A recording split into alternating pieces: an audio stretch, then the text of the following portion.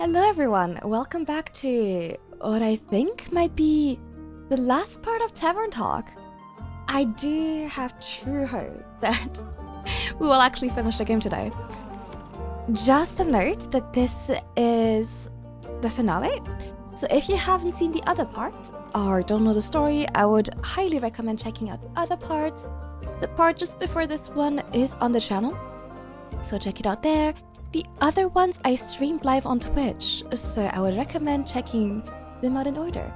I'll link them below in the description and label them so you know where to find them.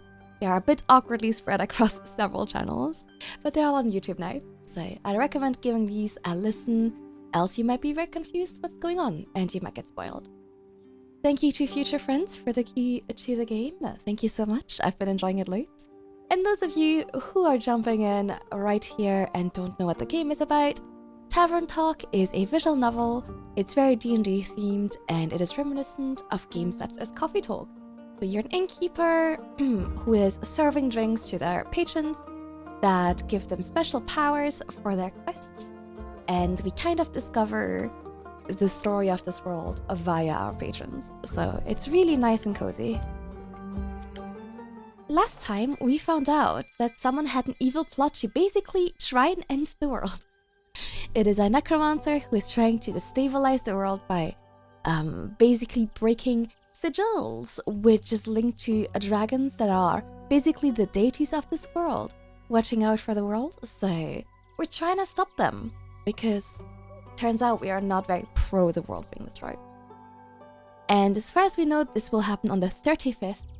As you can kind of see by my head, it is the 32nd, so we're running out of time.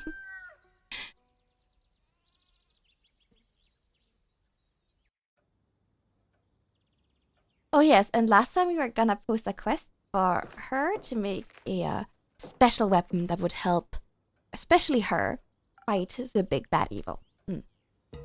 Good morning, slept well? That greeting ain't gonna do, innkeep. Give me your best lines, I'll hear them all today. Top of the morning to you, adventurers. Go on. Peace and contentment be upon you, travelers. Sweet water and good berries, friends? Alright, enough. You seem to be in high spirits.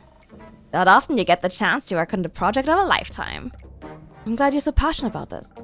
Hope you didn't give Caroline too hard of a time convincing you. No. Once I mentioned Dragonfire, it would have been harder to stop her from going on the quest. Was just tough to find her. Didn't take you for a nighttime soup enjoyer. Hey, everyone should be a nighttime soup enjoyer. I'm not, usually. I can't be persuaded, though. The right soup and company. I assume your quest for comfort food turned out successful? Not at all. It was thwarted by the shadow of night. Dear Esteria, promise we shall endeavor to make shortbread another day when the sun is high in the sky and the stores are open. I'll need to make that sword first, though. Did Caroline update you on what's at stake? Sure did. The sigils of alcoholic zest won't know what hit them when they see my newly forged weapon. It's sigils of alkahest? Gesundheit. So I assume you've worked out a game plan? More or less. Not like we've got a lot of info in that quest of yours. I'm sorry. You work with what you had. We'll manage. Though that ever-burning flame of Leviathan sounds more like a myth than something real. Sounds exactly like something you need for a mythical weapon capable of saving the world. Ha! Still, are you sure you're okay with reforging your sword for this care? Yes, it's the right thing to do. That wasn't what I was asking about. Believe me, I know a thing or two about the importance of an heirloom. It's fine. It's just... I wonder if I'll still feel the same connection to my Baba when I look at the sword afterwards. Eventually, everything she gazed at in life will be gone. Don't you think she'd like looking at the sword of Caroline the hero? That has quite a wonderful ring to it. I didn't know your grandma, but reforging that sword with Dragonfire to save the world, I think she would have been mighty proud of you. And I'll make sure the weapon's the best anyone swung this side of the ether tree. You have a competition to win after all. Exactly. I've been thinking all night on what techniques to use. The design ain't exactly final, but I'll finish it during our trip to the islands if I'm fast enough. Also, I'm so sorry, the accent is fluctuating wildly. For someone who lives in Scotland, truly terrible. doing anything remotely Scottish. I'm not even really trying because it would be really offensive if I did. And I'd probably get like kicked out of the country. So I apologize. Ria, are you doing okay? You never heard of giving someone time to think? You seem to be putting a lot of pressure on yourself. This can't just be some simple run-of-the-mill weapon. And there's so much to decide before starting the forging process. Healing, quenching, tapering. And the 5 very can eat treatment techniques. And the 5... Wait. That could actually work. I'm surprised you still remember those. Certainly, you are passionate about the method. I'm just stoked to get a weapon made by you, Ria. It's you, I know my Baba sword is in good hands. You seem to have the forging part covered. Anything planned for the rest of the quest? Right. Since we don't really know much about who or what might be guarding the flame, we're taking Hex along. Should we encounter any defense of the, magical sort. As for how to get to the Highlands, Clay and Tia couldn't come along, so let's hope Baya's up for helping us with our true travel thing. Seems like you've got your bases covered. You as the main fighter, Ria as Craftsmaster, X and Baya as magical support, and Kyle as... I'm afraid I won't be able to fill a role this time, Innkeeper. I tried to distract myself, but the mere thought of dear Evelyn Earton alone, or worse. It struck with me a torment strong enough to make even this undead heart bleed with worry. No matter what transpired between us, all I craved was to know her safe. But to allow my dear friends to march into danger alone was no less distressing. It was almost inconsolable the entire evening. I didn't want to choose one side, only to lose the other forever. That's when I slammed my empty bowl of soup down on the table between us. We weren't gonna go off and die just because he took his eyes off us for 2 days. And yet, that very fate struck me several times in the past. I said, well, tip be damned if you never get to see my master weapon. Doesn't matter if I have to chew my way through that. Chew myself. Had the dead have a taste for bark anyways? It was as if those words washed away most of the anguish that was ailing my soul. Surely, it was time to believe in the future. And to reconcile with the past I left behind. All for my most cherished people. As long as I didn't forget along the way. Oh, we found a workaround for that. Flashcards! I just need to pull them out and be greeted by the wonderful cards prepared for me by Ria and Caroline. Even though they may be far from me. That sounds great, Kyle. There's one about you as well. I'm honored. Seems like you thought of everything then. Hopefully. Some help from your drinks would be mighty appreciated nonetheless. Anything particular in mind? Some fire resistance sounds like it will come in pretty handy. It does sound reasonable. We could focus on agility if we're already going that direction. Don't think we want to take whatever traps we run into head on. And add some strength as well, for anything we can't avoid. That and the fire resistance should definitely help with forging... Help with forging the weapon as well. Though that ghost bear you brought you yesterday, wouldn't mind some invisibility either. Might give us some imaginative ways to deal with whatever challenges we end up facing. Concentrating on intelligence to take full advantage of that sounds like a good option too. Rex would like that. I bet. Knowing him, there's an equal chance of his ideas going right or terribly wrong. If things go south, we'll need the charm to talk our way out of anything. And this way, dear Evelyn will be stunned by my most captivating entrance. Sounds recent. Some intelligence could also help with figuring out those techniques you mentioned. And my design, I guess. Alright, Innkeep. Looks like you're bursting to help us out with this decision. Is it going to be dexterity or some strength as backup, and fire resistance, or should we approach this with intelligence, a small dose of charisma in case things really go wrong, and some handy invisibility? You're asking me. Okay, I really like the fire resistance. They're gonna do fire stuff, so I really think fire resistance is kind of the way to go. Which means I need to use the Phoenix Chili, which gives strength and also defense, but removes intelligence. So,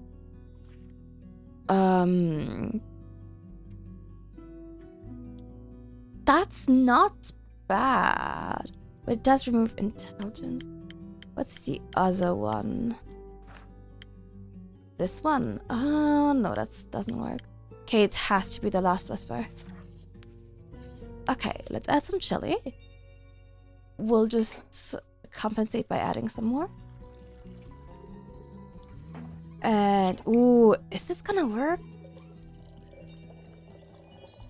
Ooh, I think that works. Nice. Okay, awesome. There are a lot of unknown factors here. Talking things out can only work if the other party can talk. Blasted fire resistance seems crucial. That was a mighty fine drink. I feel like I could forge the weapon in one of Leviathan's volcanoes. And I sure feel a bit calmer knowing I can rely on my strength if it comes down to it. And with that, we're off to the Highlands. Me and Cal are gonna go grab Hex. Before I let him go check on his ex-wife. You go get Baya? Sure. Good. Alright, that's it in keep. One last line for good luck? Make it count. Mind the creaky stuff on your way out. Ha, fair. Fare thee well, dear innkeeper. Aww.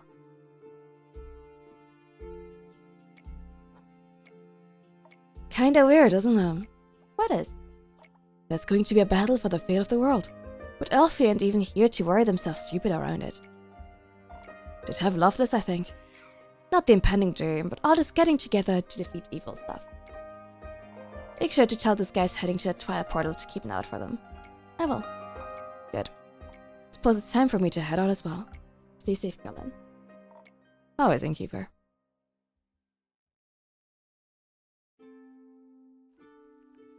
Oh, I was gonna say, that can't be the end of the day.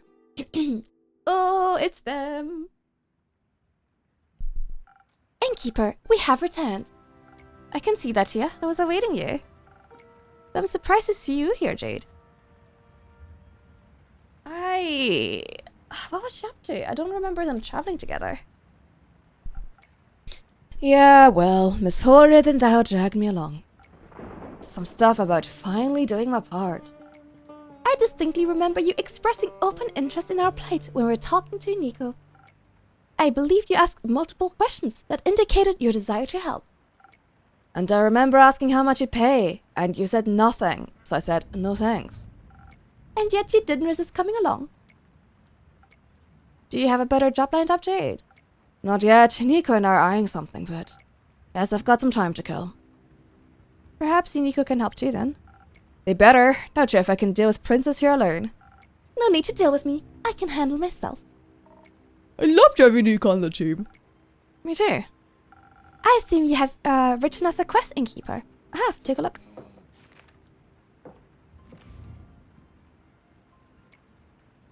Excellent work. I knew we could count on you. Let me have a look at that. We just have to catch the guy at the portal. Seems simple enough. Could even set up an ambush. I'll be sneaky if he's already there. You can sneak, big guy? I can do a lot of things. A few years back, I spent time with some lithic panthers who showed me how to sneak up on anybody. I just don't like doing it. Seems a bit rude, don't you think? No, I don't. But I think the situation calls for a little rudeness. Agreed, it does. And for a little more manpower. You're right, innkeeper. We should ask Nico for help. Also, Hex suggested taking Voy along. He's great at distractions and knows his way around the Twilight Chasm, should our quest lead into it. Apparently he has family there, though I hope we don't need to disturb them. Anyone else? We considered a whole lot more, but Scully and Grace made a good point. They said not everyone is battle tested and it would be reckless to take inexperienced adventurers along. They also said we should look into more backup plans for the backup plan. I think they just want an excuse to do some research and to stay away from the bloodshed. Can't blame them. Melly really wanted to come too, but Dave said no. Is he coming himself? Of course. Meet those two. Ask him before we got here. We need good fighters, and kid's got some talent. I hope he said goodbye properly this time. Berlin made sure he did. Never saw a more terrifying death glare in my whole life. Was very impressive. It was. So, are you finished with your questions? Actually, could you review the plan for me one more time? It's been a long couple of weeks. Sure. So listen up. We make it to the Twilight Portal by the marine pools, and we stop our big bad evil from going through. If we fail that, or if he's faster, chase him through the Twilight Chasm or into air. And we'll prevent him from getting that fancy axe. And if that fails, well, we stop him at all costs. Sounds like a good plan. While you're at it, will you keep out an eye out for Fable for me? Of course. Now, innkeeper, by the dragons all that is holding this world, can we count on your help again? Sure. What do you need? Easy, we just need to be quicker than the maniac. We should be the first to reach the portal. And we should be the first to attack him, all while dodging his counterattacks. Outspeeding him sounds like the smartest option here. You're wrong. It is foolish to think his strikes won't be powerful. We need to be well protected against him, so we can take him down before he really hurts any of us. Don't be stupid. If we're fast enough, he won't even get a chance to hurt us. I'd like you to say that again when you're lying in a pool of your own blood. Okay, maybe we need both? It's just the balance that counts. We could focus on a whole lot of defense, but keep some dexterity in our back pocket. And maybe some of those fast infusion thingies could make a difference. I could hasten you some golden feathers or saber fangs. Great! Alternatively, could give us a lot of dexterity instead, with a bit of defense on top. And to make sure we don't get hurt, you can give us some of the frost armor Scully keeps talking about. Sure thing, I've got enough frozen pinecones left for that. I don't think Jade and Tia can make a decision without bloodshed, so could you help us out? Sure, I know just what to do. To be fair, in this case, I think both are pretty good options. I did like the idea of them getting there first. So I do want to make that pinecone one. Oh, no, wait. Yeah, no, it is this one. Making sure they get there first. I think... Oh, is the pinecone the only one that can do that? Pretty rough.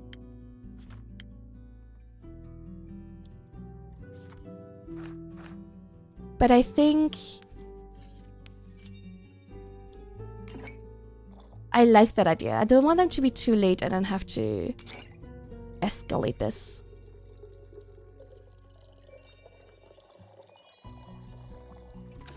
Okay.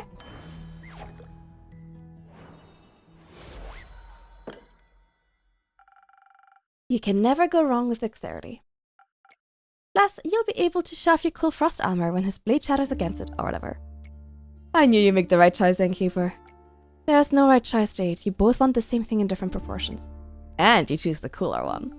Or the most reckless one. I'll wait outside. Catch up with me when you're ready to admit I was right. Ah. Alright, Clay, let's go. Clay? Are you okay? No, I don't think so. Aren't you scared? Of what? All of this, the fate of the world is a very heavy weight to bear, don't you think? What if someone gets hurt and I can't stop it? What if I can't protect you and the others and the world and the ferrets? Clay, stop. Please, for a moment, just stop. I know this is scary. Truth be told, I'm scared too. My whole life has been building up to this moment. I've always been told I'm meant to save people, and if I can't, what's the point of me, you know? You are the point. I'm glad you exist even if you don't save anyone. You're not some mythical savior, you're my friend. And you're mine, and I'm a little less afraid because I have you with me. You taught me how to value myself as a person, despite all the weight on my shoulders. I wish you would do the same for yourself. I promise you, together we will get through this. And we will save each other and our friends, and the world, and all of the ferrets. And the innkeeper, while we're at it. Thank you, I appreciate being included. If you're not, Clay, and you don't have to worry you're not.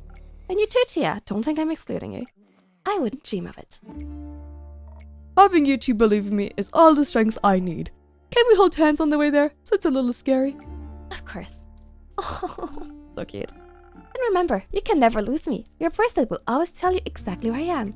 And if you get lost somehow, despite your impeccable sense of orientation, mine will help me find you too. You just got lost looking.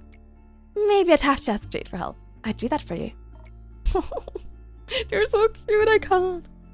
Thank you, Tia. You're a great best friend. Oh, so are you. Alright then, best bud. Let's do this together. Best of luck. We won't need it. My heart! Oh, this is the cutest friendship. I love them.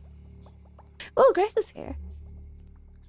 You must have made some really good chinks, Innkeeper. I've never seen Clay that determined. I tried my best. I have to say, Grace, I'm surprised you're not accompanying Hex to see the ever-burning flame. It's Nelly. She didn't want to stop studying the magic spells. She thinks they might help us solve all this. I think what might help me right now is a drink. Something that will get my thoughts flowing gracefully despite all this mess. Give me a moment. Oh, this is the most wholesome thing in the world. Okay. Okay. So just brain.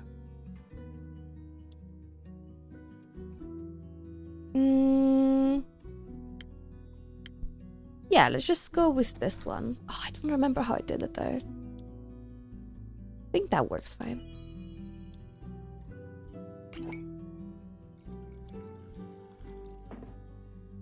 Okay. And then one of... Ta-ta!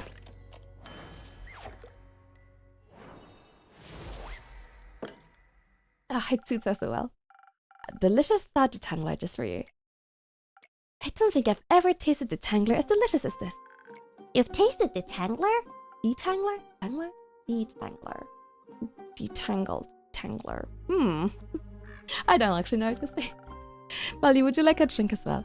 No, thank you. I've already had 3 hot chocolates today. I think if any more magic enters my system, I'm going to eat the sun. On to another topic then. I hear you formed a research team. We did. Obviously, Grace and I are the leaders, but we also recruited Scully and Archie. And Una said she wanted to sit with us and crochet while we work. What a great excuse to help. She insists we don't call it helping.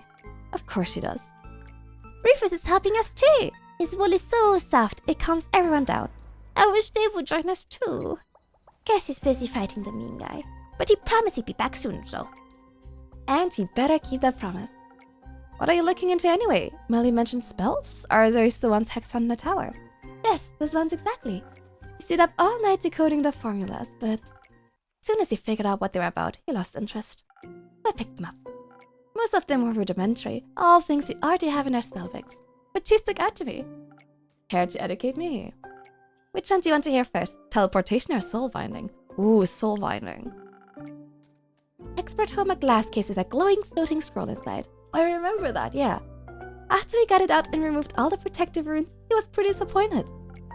A riddle-locked glass case and protective runes. Seems like someone didn't want it to be used. I'm pretty sure I know why. It described pulling souls right out of people's bodies and binding them to objects. Completely volatile magic, and dangerous, I assume. It's been a little hard to translate. I'm trying to figure out any side effects it may have, so I can convince Hex not to use it whenever he's slightly inconvenienced. Sounds difficult, but I'm sure he'll figure it out. What about the other scroll? The other scroll. One of the scrolls he found was a powerful teleportation spell. Now I fancy myself quite equipped with conjuration magic, but Hex finds it boring. He picked the scroll up because he assumed the golden runes meant it was special. He was right, but I guess it didn't have enough fire for him. More special than a soul-binding scroll. No, but still special enough. I think if cast correctly, it would get you anywhere in Astera with incredible accuracy. Even to protected places in other planes, but I'm trying to figure out how to use it without destroying myself. Requires more mana than people usually have in their body. So you think it would kill its caster? Almost certainly so. Still has a lot of promise, maybe I can modify it. Best of luck. Thank you. X also brought back a lot of Wizard's personal notes. Diaries and such retelling of his exploits and his hopes, dreams and fears. When I have some more time, I think I'll be able to do a deep dive into who he was. Yeah, we can even put a little expedition together before Nico let me borrow some of the magic items. I doubt they'd dare refuse you. I'd hope not. I want some magic scrolls of my own to decipher. But first we need to finish this research, just cause we need to figure out what to do if... It's just nice to have something to do is all. Plus, I'll take any excuse to hear more of Skull's Everbloom stories. He's trying to figure out whether we can reverse the sigils. That'd be neat. Maybe you can duct tape them back together. I don't think so.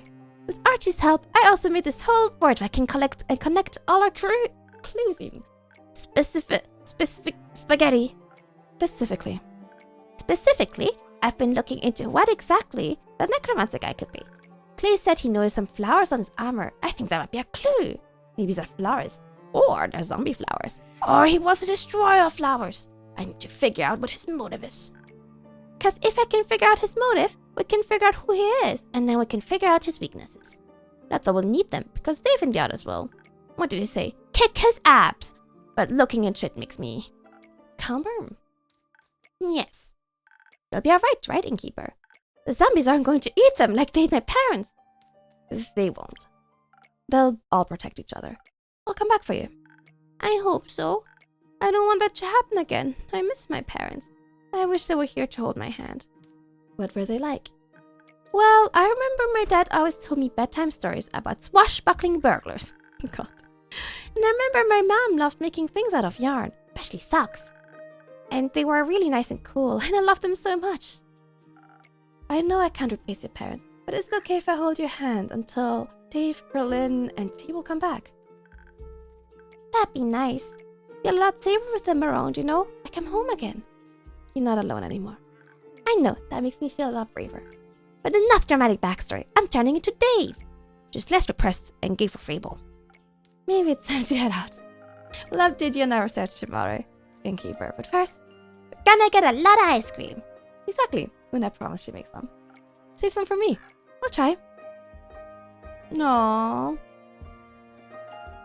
I love how all the relationships are like evolving. It's so sweet. Hello there. It's been a while since you last showed up. I fear I went home without saying goodbye. I wouldn't do that to you, my friend. I did up finding those golden loon feathers quickly with a little help from Voyage. But with everything going on, I decided to stick around and help those in need. That sounds just like you. How are things with you, though? You don't need to say much for me to know what that face means. I've seen it once or twice before. There's something I can do for you. What is there to be done, Quincy? It's like everything's in limbo. Like dancing on the edge of a blade, one wrong move and it's over? Something like that. Would help if I asked you for a drink. Maybe. You know what always helps me when I'm feeling down? What? A good cup of Quincy's hot chocolate. Here, after all I've heard, you might need it more than me. Thank you, that's very kind of you. Now go on, make me a drink. This one or another, whatever you'd like. I want to make the hot chocolate.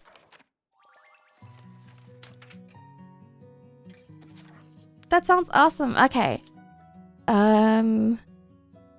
Let's see. That would work.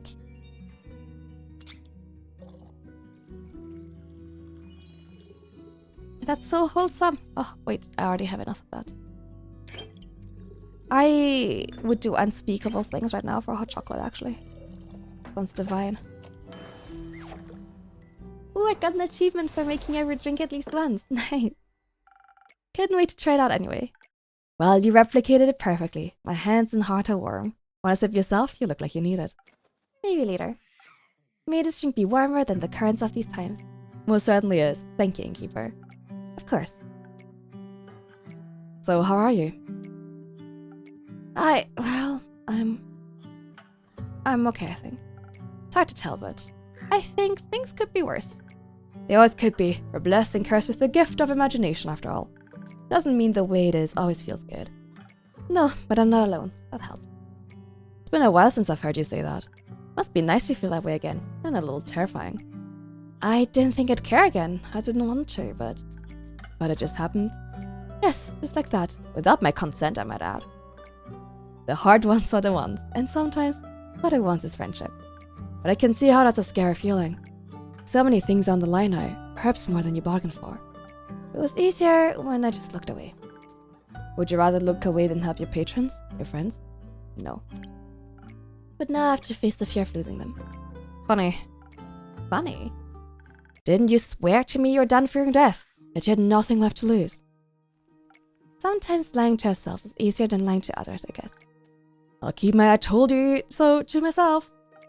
I just feel like I'm stuck in an endless cycle and there's no way out that doesn't tear me apart. Would it help to know that we all felt like that at some point in our lives? Not really, no. Then let me leave you with this instead. Love may come at a price of loss, but the inevitability of loss also comes with the reward of love. You can't lose something without having loved it. And so you should love whatever it is you fear to lose. Those are the moments that matter, the moments that make your life worth living. Besides, you have the power to step out of that cursed cycle anytime. Do I? Write your own story, my friends. Don't doom yourself because you think it's what you deserve. I forgot how good you are at giving advice. Makes me a bit envious. You'll get there eventually. I hope so. Thanks for checking in. I think I needed that. Of course, please don't stop reaching out. The safety of isolation is not worth the loneliness. I'll try to remember that. You better. Now, I heard the night market is close by, and I really don't want to waste this opportunity, so Don't let me hold you back. Till next time, take care of yourself, be kind to yourself, and be safe out there. Oh, what a good friend. Why don't I get a catchphrase? Oh well, guess it comes with age. Maybe next millennium. Oh, wait, there's more. Wow, what a long chapter. Who are you? Oh, that's the necromancer, the flowers, the armor. Oh, the letter. It's the same flower. Oh, hello. Oh my gosh. Greetings, traveler. Nice armor, is it new? No, doesn't it seem familiar? The flowers certainly do. Did you keep my books? You know, I imagined this place differently. It's nice. Thank you. But I thought you'd be long gone by now. After all, you like running, don't you? I like it here. Though your visit is making me consider moving soon. It's not advised to stay in one place for too long anyway. Eventually, the past will catch up to you. I figured. What brings you really here, Quasar? Oh, Quasar. You know, this and that. I paid Merrick Castle a visit. It's quite serene this time of year. What for? Sightseeing, trespassing. You broke in.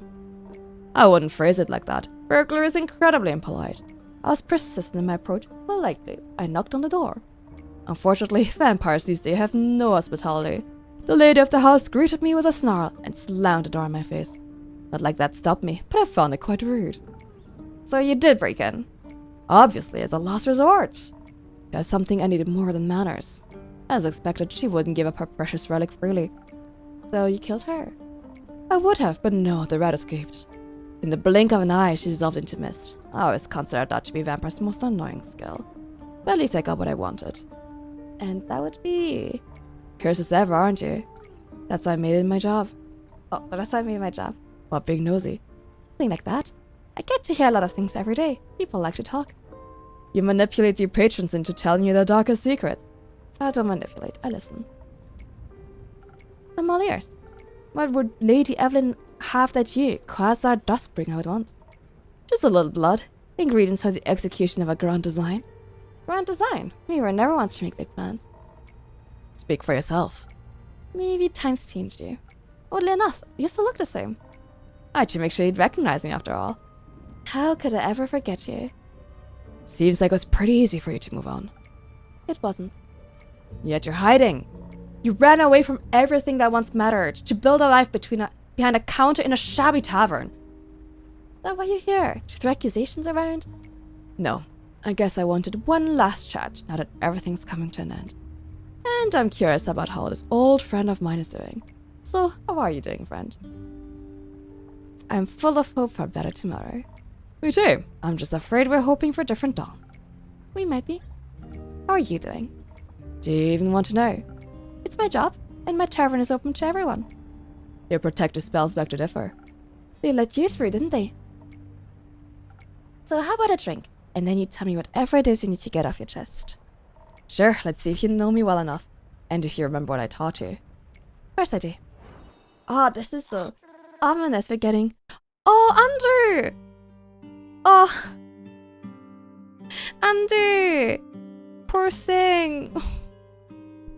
He's scared. Okay, what does he want? He wants charisma. My gosh. Okay, let's look into this. Okay, so...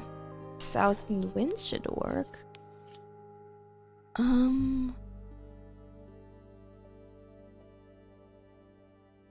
Yeah, that should be fine. Oh. Apropos games of this vein, I've kind of been tempted to give Valhalla another chance. Because people do speak quite highly of it. What am I missing? That seems fine. Andre, you're not gonna tell me what this is? How about this? Sweet and chatty. Not bad. Almost tastes like back in the day. Did you think I'd forget? Yes. I assume you're as good at abandoning memories as you are at abandoning people. Ouch. Seems like people are right about one thing, though. That would be? Your drinks can influence fate. They can't save people, but they can push them in a direction, alter their destiny. I wouldn't go that far. I simply do my best to support my patrons in their endeavors. Will you support my endeavor? As I said, I serve everyone in this tavern. How noble. How awfully morally grey. How opportunistic. It's like nothing's changed. I like it that way. Making decisions for people, leading them to their doom. All because you can't help but wonder what a little entropy would do. I help. You help, sure. You always like to help when it was most convenient for you, when you got people to love you.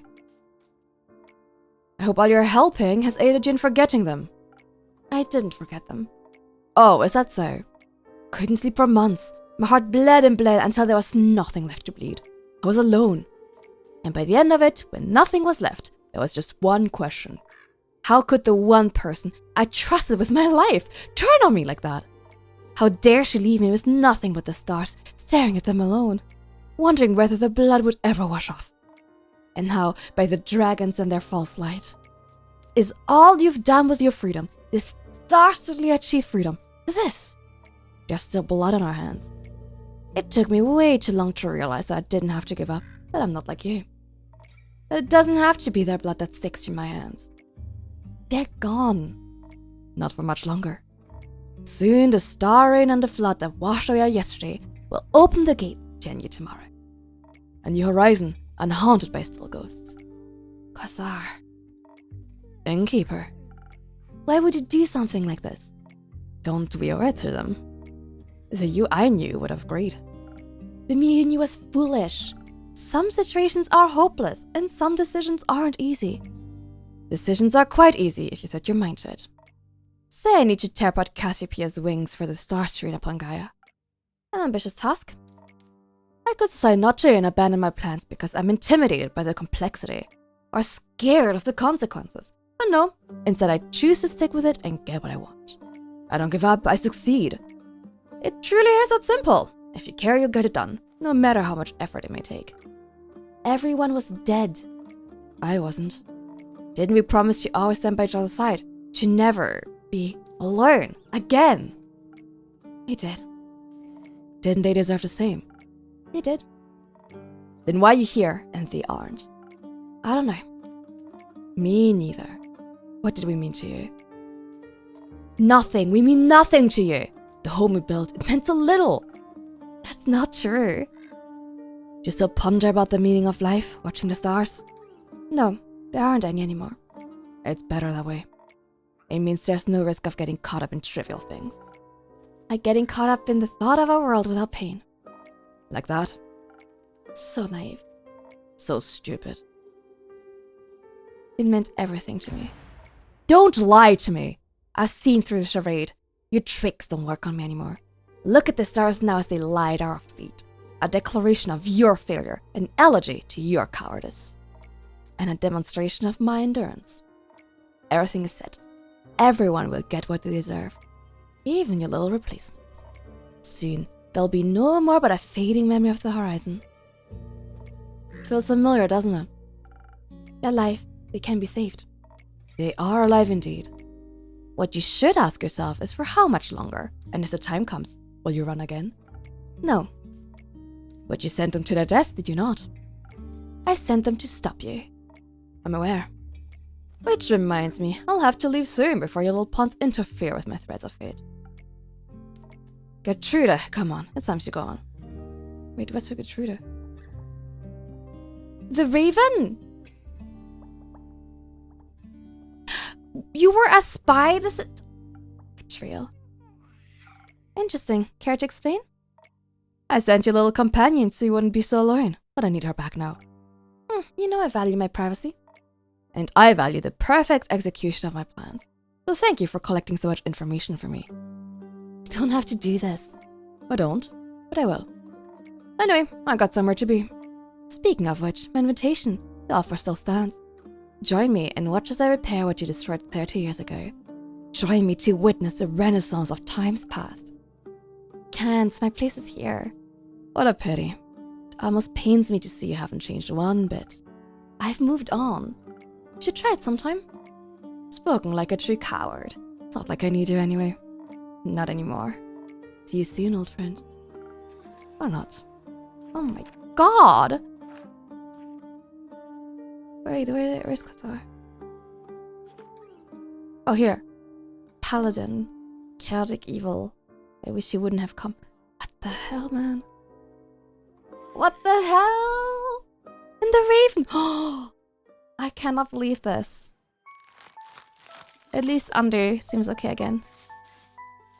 An absolute shambles. Oh, what a day.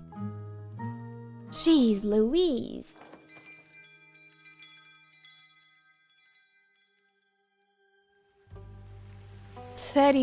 Wait, did we skip a day? I'm so convinced we started recording at the 32nd. Wait a minute.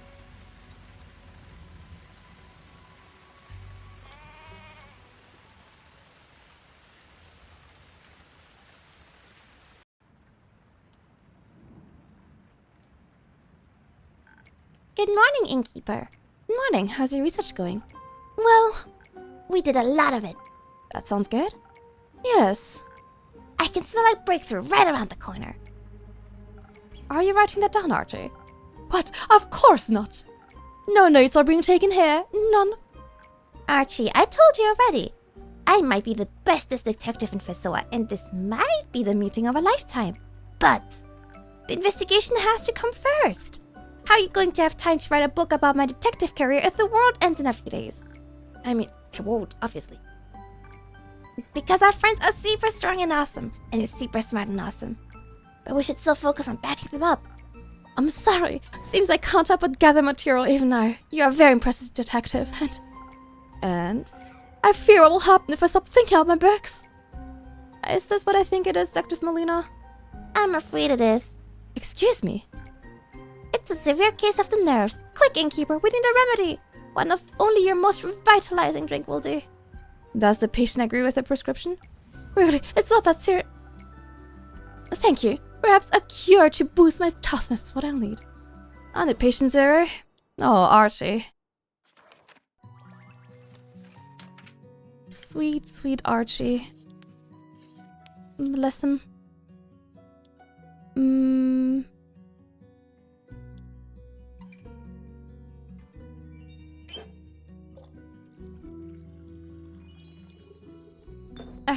I saw there was a DLC for this game as well. I'm really excited. I do want to get it as well and probably make a video out of it.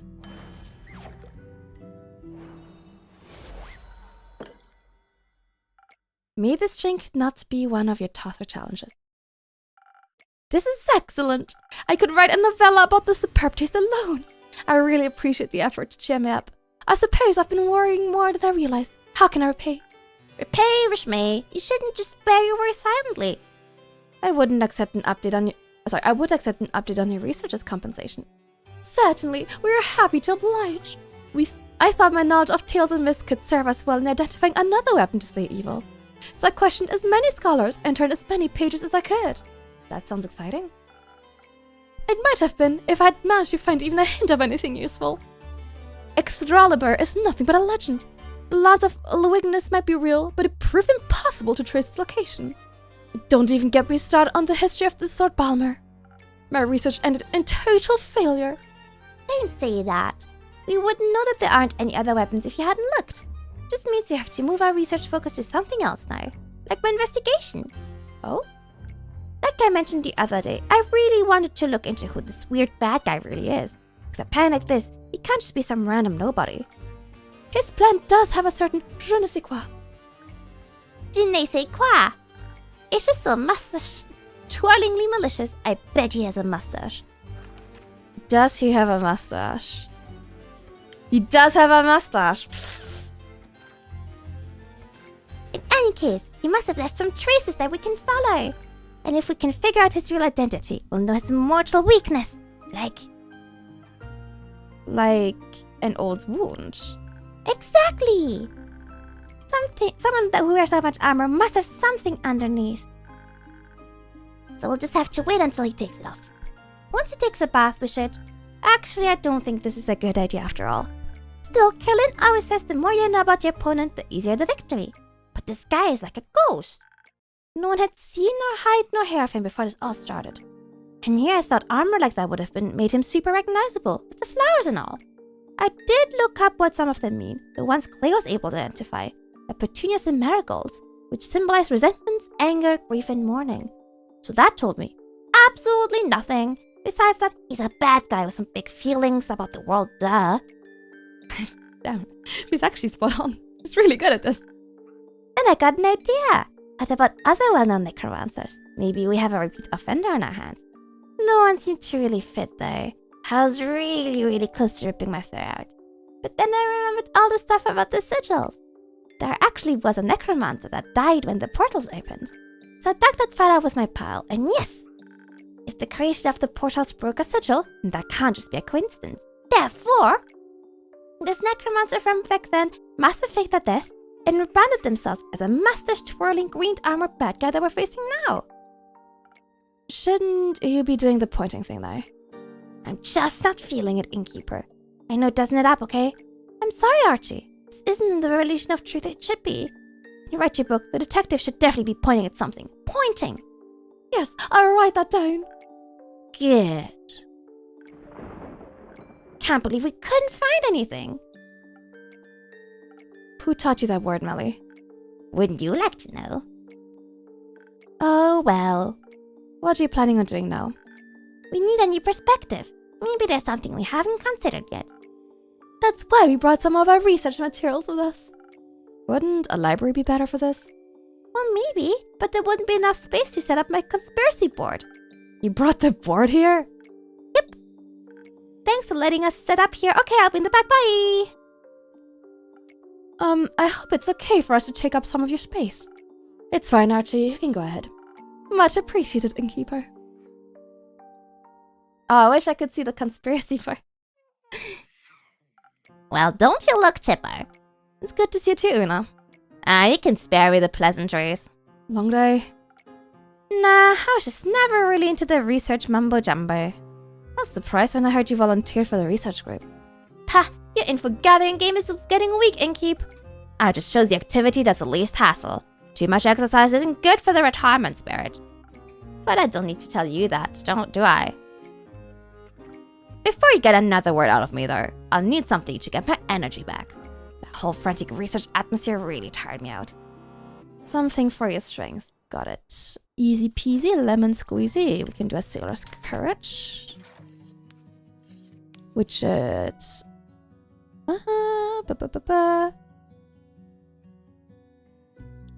That should work. Man, we have so much more stuff ever since we started the game. Amazing.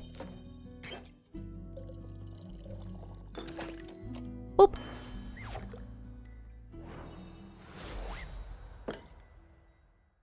Here, for all the heavy-duty crocheting you're doing. I feel like I could shake a lost an entire army with this. Got some more adventures stashed away in the back rooms of yours? Just more frantic researchers, I'm afraid. So what have you been up to? Just making sure Grace and Scully don't work themselves into an early grave for the most part. Any news on that front? Are in the mood to be underwhelmed? Listening to what my patrons want to share, whether good or bad, is a key part of my job. Spoken like a good little innkeep. As for the research, not many surprises there to be honest. The damage that breaking the sigils did is pretty much irreversible, as expected. The teleportation spell Grace is looking into is also not getting any less dangerous. Even with all the modifications she's making, there's still a good chance of it backfiring. And by good chance, I mean like 70%. What kind of backfiring are we talking about? Like killing you? Like killing you instantly, exactly. Oh, are Skull and Grace feeling about everything? They're taking it in stride, or they're just too stubborn to give up, I'm not sure. That sounds like them. What about you? Me? All of this must be pretty disheartening. I mean, not really. These kinds of doomsday scenarios just lose their impact after a while in this business. I've lived my life, I've made my choices. Now I'm just doing what I want either way. If the end of days comes knocking and I'm on my porch, crocheting and drinking, I'll have no regrets. But you're not on your porch. You're here, looking after the people trying to avert the doomsday scenario. I can't believe I had to hear that from you. Leaves a bad taste in my mouth.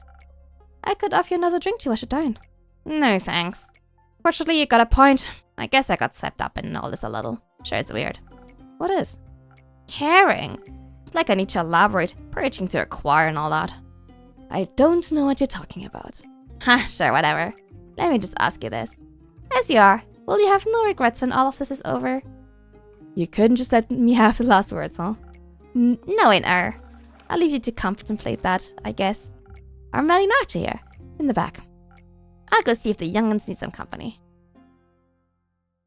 Oh, man. Wait, don't tell me the day's over. Oh, no, okay. I was like, this is too short. Okay, let's find out what they're up to. Greetings, good mythical afternoon, adventurers. Oh, they all seem very dejected. Good afternoon, innkeeper. Does this afternoon seem mythical to you? It seems what? Sorry about that. We didn't have much time to drive before coming here. The floorboard should be able to endure it just this once. I don't care if you want to leave now, Baya. We all made it back safe. Okay, but please keep the blanket. I could make some soup. We should be good for now. Thanks, Baya. Where you headed, Baya? The swamp. I want to talk to my friends. I see. Goodbye. Let you know if you need any more help. I will come. Stay safe, Baya. Spit it out already. You've been chewing on this ever since we escaped from the mountain. It's just, I feel bad, alright? So, that doesn't suit you good. Isn't that pretty obvious? Right. More importantly, have the others come back yet, Innkeep? They haven't. The waiting game, then. Great, my favorite. Alright, Innkeep, this way coming with a drink. I'm going to explode if we keep brooding like this. Not that rogue fella. Which of my drinks would be of aid? Not sure what could help soften the outcome of our quest, but maybe protection from disappointment. That might be good. Certainly. Oh no. Oh no, did I mess up? I'm sorry, this is gonna sound very silly, but I didn't know that you could even mess up in this game. Or was it always gonna go badly? Oh no. Fear. I would feel so bad if I got it wrong. Whoop.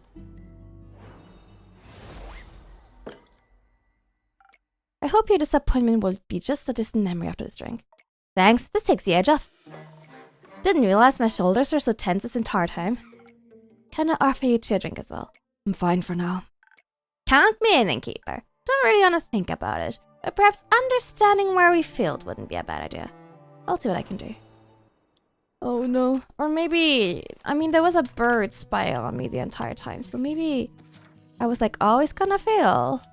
Because of the bird? I don't know. So like no matter what I gave them, the opposite was gonna happen. Something like that maybe.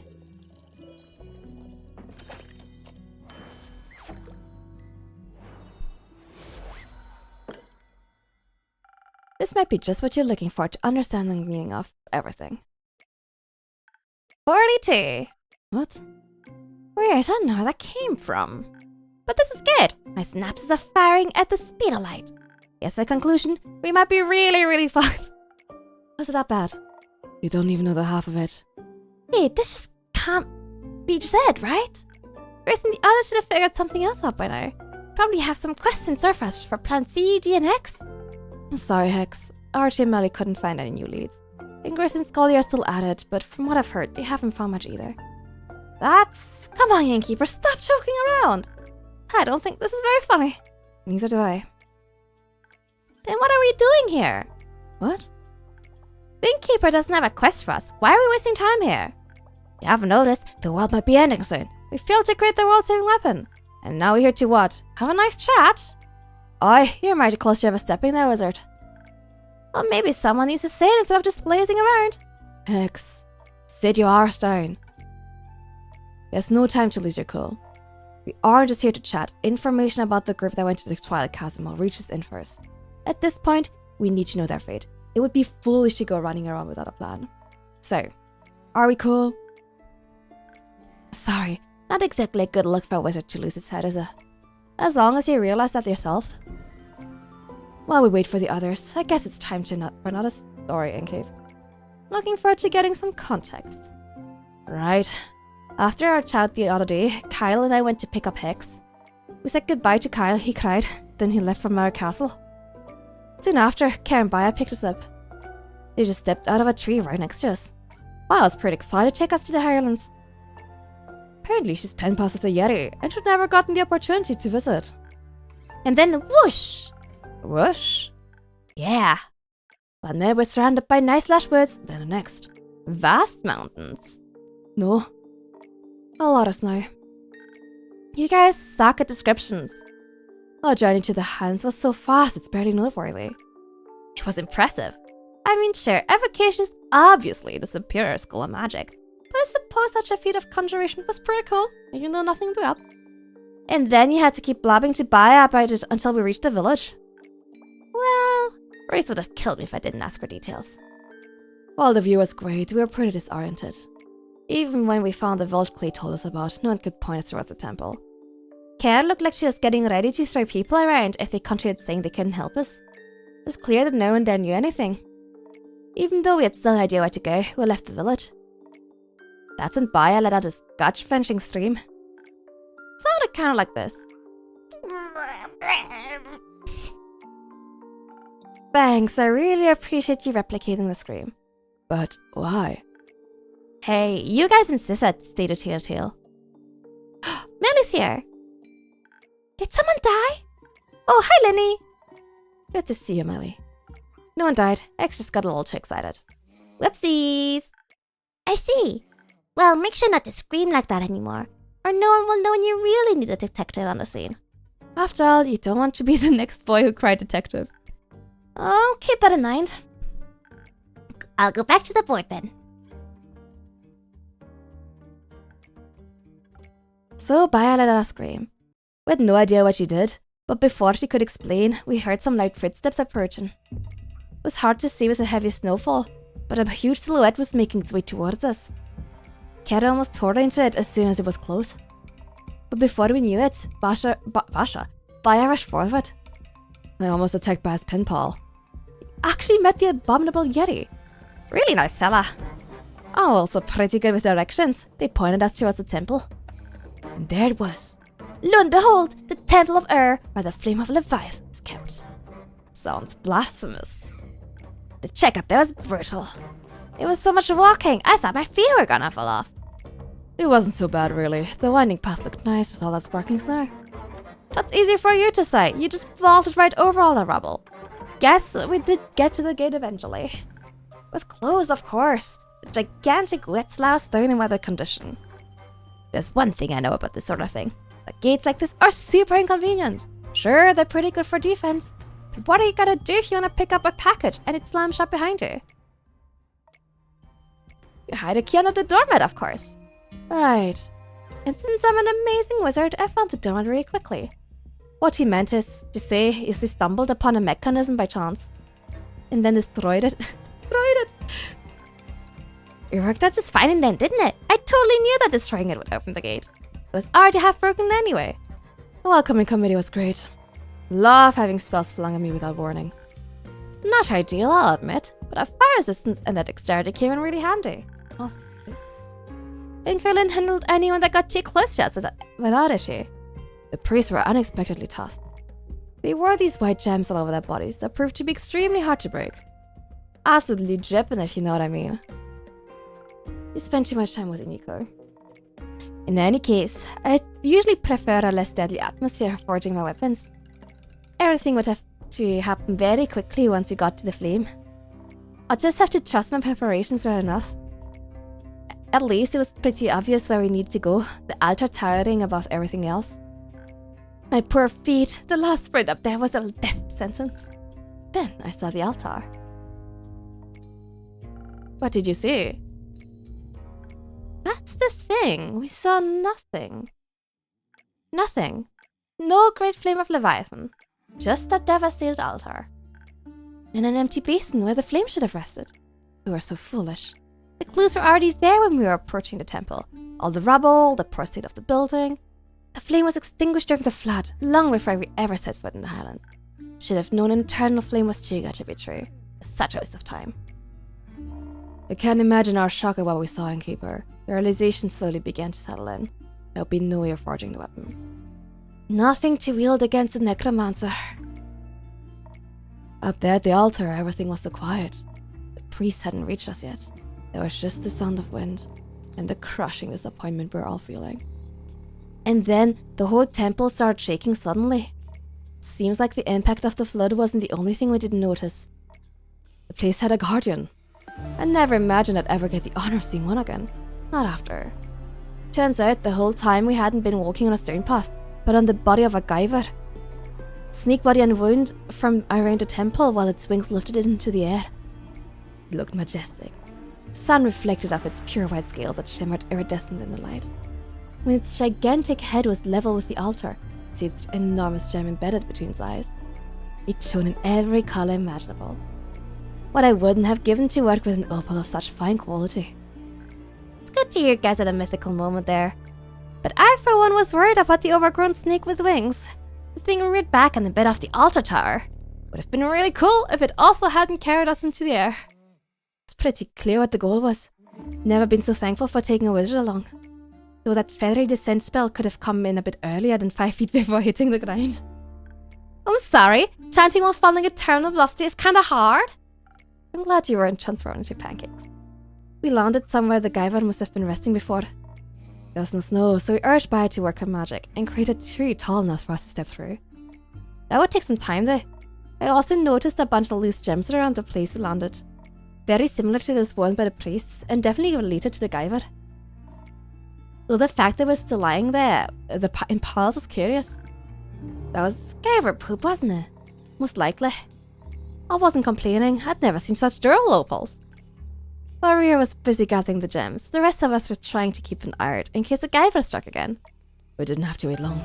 I don't know what we would have done without Baya.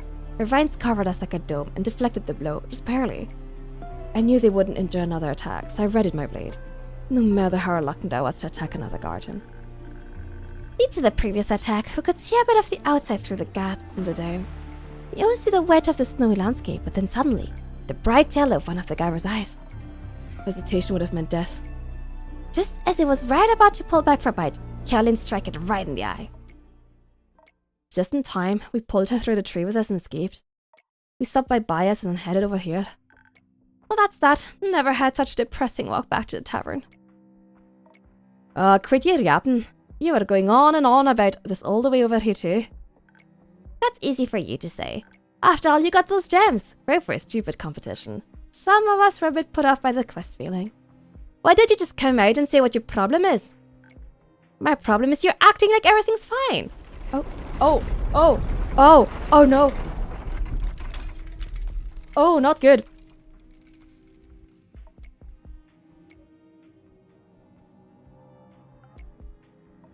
Did it stop? Seems like it. Is everyone okay? More or less. Yeah. What up, mailing the others, I need to... I'll go. Alright, thanks, Rhea.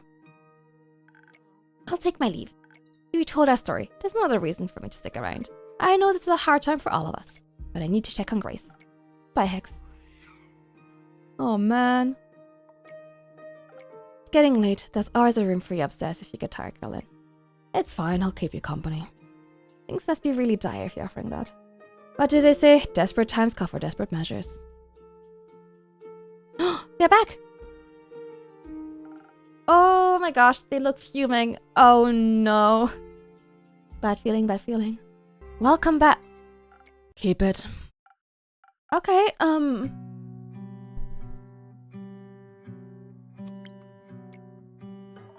Where are the others?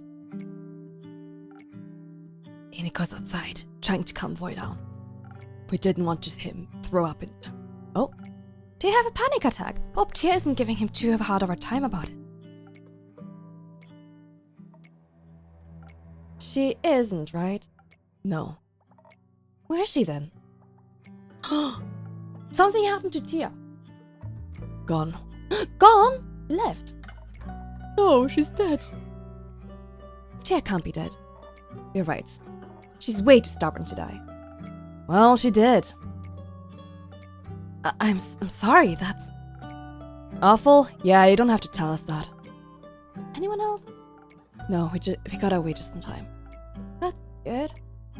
What about Fable? Did you see them there? In the chasm, maybe? No, we didn't find them. Though. What? I found a bunch of broken arrows not too far from the portal. They were all engraved with pretty flowers. I think they were there. They just didn't. Oh no. Come back? I hope they're okay. Maybe with a drink they would have been okay. What do you mean? You didn't make him a drinking keep? We had a bit of a fight. So you willfully endangered them? I had hoped you would stop them from going. Nothing could ever stop Fable from helping people, you idiot. I realized that now. Should have thanked the dragon I care more about my friend's eardrums than I care about yelling at you. I already regret it well enough, don't you worry. Be better if anything happened to them. They end up like Alethea, I know, me too. We shouldn't have left without her. Her body wasn't exactly cooperative. We couldn't have taken it with us if we tried. Don't call her that! What? An it! Clay. He's right, have some respect. I'm just saying. Well, stop saying it. Alright, you three, calm down. No need to spill more blood. Please, tell us what happened. What does it matter? We abandoned her! That's what happened. We didn't do that. We sure abandoned the world. Our angel would be disappointed in us.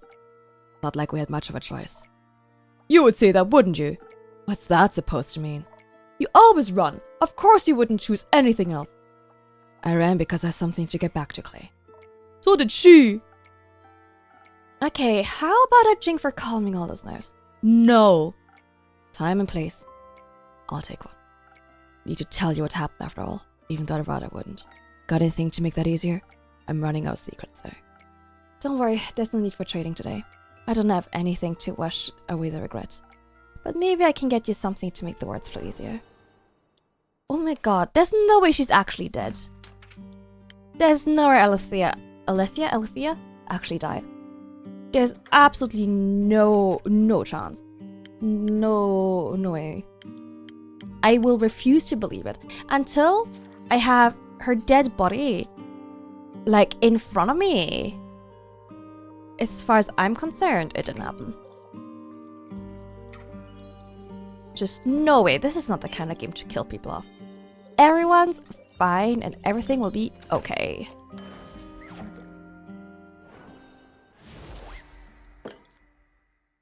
Here. Thanks for this little taste of normalcy. So I don't really know what to ask. Did you stop him? No. Oh. He was faster than us somehow. Melly and Baya drew us back to the portal so we could get there quickly, but when we arrived, we found a note stapled to a tree. It read, "You value your lives, go home." He knew you were coming? Apparently, Jade and Tia argued about what to do, but we didn't exactly have a lot of options. So we went after him right into the Twilight Chasm. It was... calling it the realm of nightmares seems like an understatement in retrospect. Wouldn't have made it with that boy. And Tia's light. And Tia's light. We ran into the necromancer on his way back. Didn't even catch him before he got to her. He looked unharmed. It's ridiculous how easy it must have been for him. In his hands he held an axe shaped like a dragon's talon, pulsating with magical energy. It was smaller than I thought it would be. Magic weapons tend to be size adjustable. Oh, right. Maybe we would have stood a chance if we hadn't walked right into a cluster of nightmare creatures. Thought maybe they'd be a good distraction for him too, but... Necromancer called on them for aid in the chasm's tongue. Why is that he promised them freedom and endless nightmares? And just like that, they sided with him, and we were up against the necromancer, the god's axe, and a horde of monsters. We thought we were well protected. The frost armor, it helped at first, kept the creature's sharp claws at bay, but whenever the necromancer got too close to one of us, he cast some sort of modified fire spell thing. First thing, melted our armor and most of our defenses. At least we were fast enough to avoid most of the attacks thrown at us. Guess I was right about the speed. Doesn't feel that good though without Tia here to hear my "I told you so." The fire must have been difficult for you, Dave. It was. Imagine not to get caught in it, till we were pushed to the edge of the Twilight Chasm, back to the portal we had entered from. That's where he was heading to, back to Gaia. The others had already been pushed up by the nightmare creatures, but I was still in his way. When his fire magic hit me in the chest and I stumbled backwards, falling onto the jagged ground. I froze. I wish I hadn't, but fear took a hold of me and I couldn't move. I lay there, charred, bleeding, terrified. He just looked at me. I thought, this is it, it's over. I'm going to abandon Melly after all. And then, after what felt like an eternity, he just walked away through the portal and left me there, alive.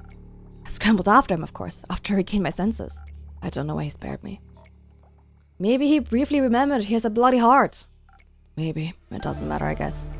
When I charged back into the fight, I looked even worse than I'd had moments ago. Every time a monster went down, he just brought them back up. Couldn't break through, couldn't even get close to him until Clay cut down 4 of them at once, and Tia was quick enough to take advantage of the opening. Suddenly, she was face to face with the necromancer, fighting him one-on-one. Right in the middle of the moon pools under Cassiopeia's light. It's true, you know, you can see all of the 7 moons reflected in their clear waters at once. Would have looked beautiful if it hadn't been for all the blood. I tried to get her and help, but I kept getting swarmed. Tia's blood is gold. Did you know that? No, and I wish I didn't know. Yeah, me too. I'll spare you all the details. She fell and he struck her again and again until she stayed down. And then... he brought her back. Her body, that is. Our Tia wasn't in there anymore. She would never have fought Clay willingly. I was trying to get to him, but she just wasn't letting me through. I couldn't hurt her. She's my best friend. We kept trying to fight, kept trying to channel our anger into victory against him. But I couldn't stop thinking about who was going to end up with empty eyes next. When I heard Clay scream after Tia cut through his shoulder, I had to do something. So I yelled out for all of us to run.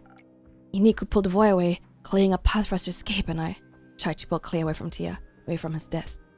He's much stronger than me, though. So I called out to Jade for help. For the record, I think we're cowards for leaving, but Tia would have beaten my ass if I had let Clay die. It was the right decision. You decided to save each other. Tia would have been proud of you. Oh, sorry, I'm getting really emotional. I'm gonna cry. I don't know about that, but at least we're alive. At least you're alive. Jade helped me pull Clay away from the fight and we ran. We ran until Void collapsed, and when he got back up, we made our way back to the tavern, and now we're here. I'm glad y'all made it back, but I'm sorry you had to go through all that. Why did we have to? Why didn't Cassiopeia save us? Save her! The dragons are neutral. The dragons are shit! Oh, sure are. The real shit is the madman who killed her. We have to go back. I don't think that's a good idea, bud. We have to retrieve her body. He can't have her. Now we can use her to navigate that stupid portal, and she would hate that. She would hate being turned into another monster he can use. Can't get her back. We at least have to bring her here to give her proper burial. We can't do that, Clay. We don't even know where they are right now. If we had stayed, we might. But we didn't. Thanks to you! But it is what it is, right? You say we can't go back, so we can't change anything. We screwed up. We played right into his hands. All his power and strength and magic, and we didn't change anything. Hold on, I'm sure you did your best. What's the point of doing that if it doesn't save anyone? I can't even feel her anymore. The bracelet, it's just empty. There's just an absence where Tia should be. I feel like if we'd just done something different, I hadn't been so stubborn. I don't know if you could have changed anything. Why do you sound so sure of that?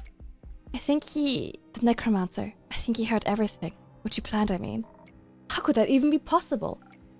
After you left the jackdaw near my window, I think it was a spy, and it heard everything. What? How does it even happen? How did you not notice that? I don't know, I'm sorry. All I'm saying is, it's not your fault the plan failed. You outsmarted us, all of us. So there's nothing we could have done? That can't be right. What's the point of all of this then? If he knows everything, then we might as well give up. He has Earth's axe, he has an army of nightmare creatures and more. And she's gone. The only person who would know what to do is gone. And we don't have a magic greatsword either. You gotta be kidding me, what? Magic flame was put up by the flood. So we've lost? It's over. Not yet. He hasn't won yet either. Even if it feels like it has. We're still here so we can still fight. We can still stand in his way.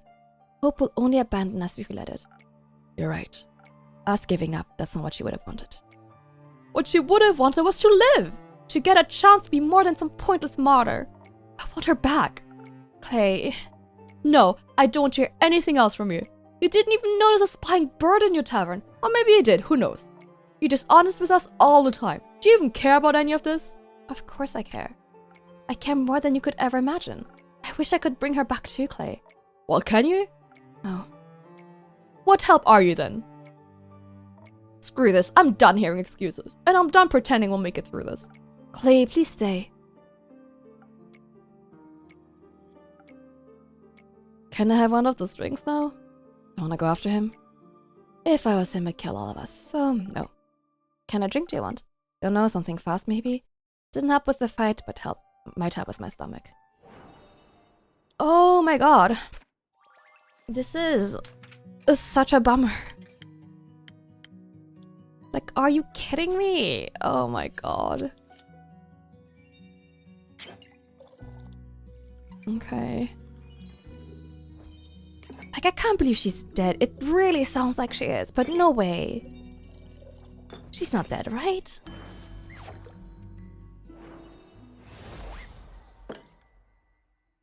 Fast and quick. Just how I like it. What kind of drinks did she like? Defense all the way. Eyes up.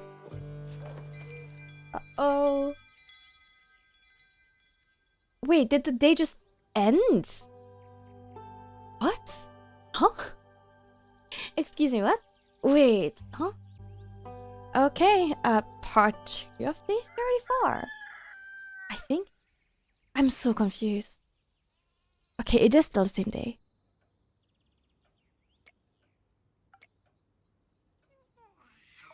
Someone should go after Clay at some point. We'll need his help. We don't have time to let ourselves fall apart right now. Easy for her to say. You weren't there. Cannon's right. We'll have time to feel defeated once we're dead. Right now, all is not lost. Not yet. Sure, it's a bit hard to buy this never give up stuff right now. If you know how to salvage all this, feel free to share with the class. I'm serious. I won't even roll my eyes at any heroic speeches for now. Yeah, I figured. So what? Do you just want to give up? I don't know. Clay was right. It's getting pretty hard to see the point. That's exactly what got us into this mess to begin with. What, your failure? No. This shit ambivalence. I think you guys need to take a good hard look at the reality. I don't like betting on losing horses. Of course, did enough pro bono today. How much will it cost to get you interested again? Oh, you can fuck it off. Lucia. What up, Dave? Think this through. What would you even do? Where would you go? Don't patronize me for trying to save myself. Dave's right, there won't be anywhere to go soon. I don't want to hear it, Innkeeper. What do you even know? All you do is sit here and watch everything fall apart around you. Don't you dare lecture me on this. I don't think that's very fair of you to say. You really want to talk out fair? Must be easy, huh? All up on your high horse watching us struggle every day. And all you can spare some half-assed commentary and a few pleasantries. I'm sorry. I didn't realize you mercenaries cared so much. Well, I got there in the end. Did you? Should have figured. Explains why that bird was spying on us all this time is also just a footnote for you. Hey. You just go on and on about your responsibilities as an innkeeper. How it is your duty to serve anyone that walks through those doors. The necromancer walked in here. Would you offer him an ear and listen to the story? Would you serve Alithia's murderer a drink with the same smile you do for us? Alithia, I can't. Hey, maybe you'd bring her corpse along. Good thing you already know what drink to serve her. That's cruel. Why are you defending her? You should be just as pissed as me. That elf is gone because she couldn't get over her own ego, right? For all we know, Fable could be dead in a ditch somewhere. We don't know. My drinks are miracle tinctures. They can't move mountains. But they could provide the edge between life and death, couldn't they? And you decide to refuse that help because you're petty. Not like it matters now. Don't talk like Fable is already dead. Maybe you should have thought harder before letting Fable walk away like that. What happened to believing in them? There's a chance they might come back. I'll keep these tavern doors open. Good to know you seem to have somewhat of a heart. Whatever. I don't know what else you want me to say. Just try to say something that doesn't make it sound like you've already given up. Like you didn't give up the moment things turned wrath in the chasm. That was different. We're dying. A lot of people will die soon, cause we ran. So unless you have some big idea for how to fix this world, Oh, I know. We can just set up another hit, Dave. That way someone else can take care of your problems again. It just won't be me this time. Innkeeper, Kellen, let's be real. Or not. But risking Clay's temper seems more meaningful than sitting here. So, goodbye. Oh, God.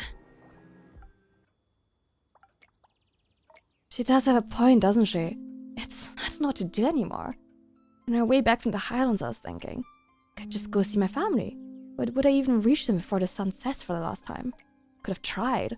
But I'm here. Not sure why. There must be something left to do. Maybe, if we have the element of surprise with your sword, we might... No, the sword can't save this world, and neither can I. Oh, man. Fable! What the hell happened to Fable? Huh? Am I seeing things? Fable! Hello, everyone. Greetings, adventurer. Welcome back. I'm back. Somebody pinch me. Ow. I said pinch, not punch, Carlin. That was a punch, I'll show you. Wait, it's really me. Even though I do look a little different. No, it suits you. Looking badass, Elfie.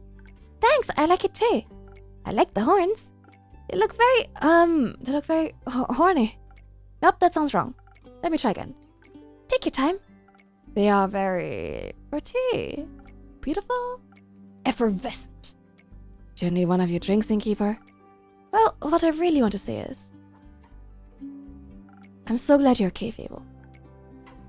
And I'm happy you're back. I'm really happy to see you as well, Innkeeper. There's so much for all of us to talk about. Wait, before that, first and foremost, I want to say I'm truly sorry. I should never have refused to make you a drink. No matter what insecurities I was dealing with. I should never have let them get in the way of keeping you safe. I made it back, didn't I? And I thank the dragons for that. But I still end up acting like a giant hypocrite. None of my encouragement was ever given in falsehood, yet learning to trust in the abilities I knew you had. It's hard to trust in you while the worry for your well-being was eating me whole. The worry of losing a friend. Don't you mean regular? No, you're my friend. If you'll still have me. You know, I thought a lot about our last conversation. I was upset at first, but most of all I was afraid. Afraid we'd never talk again.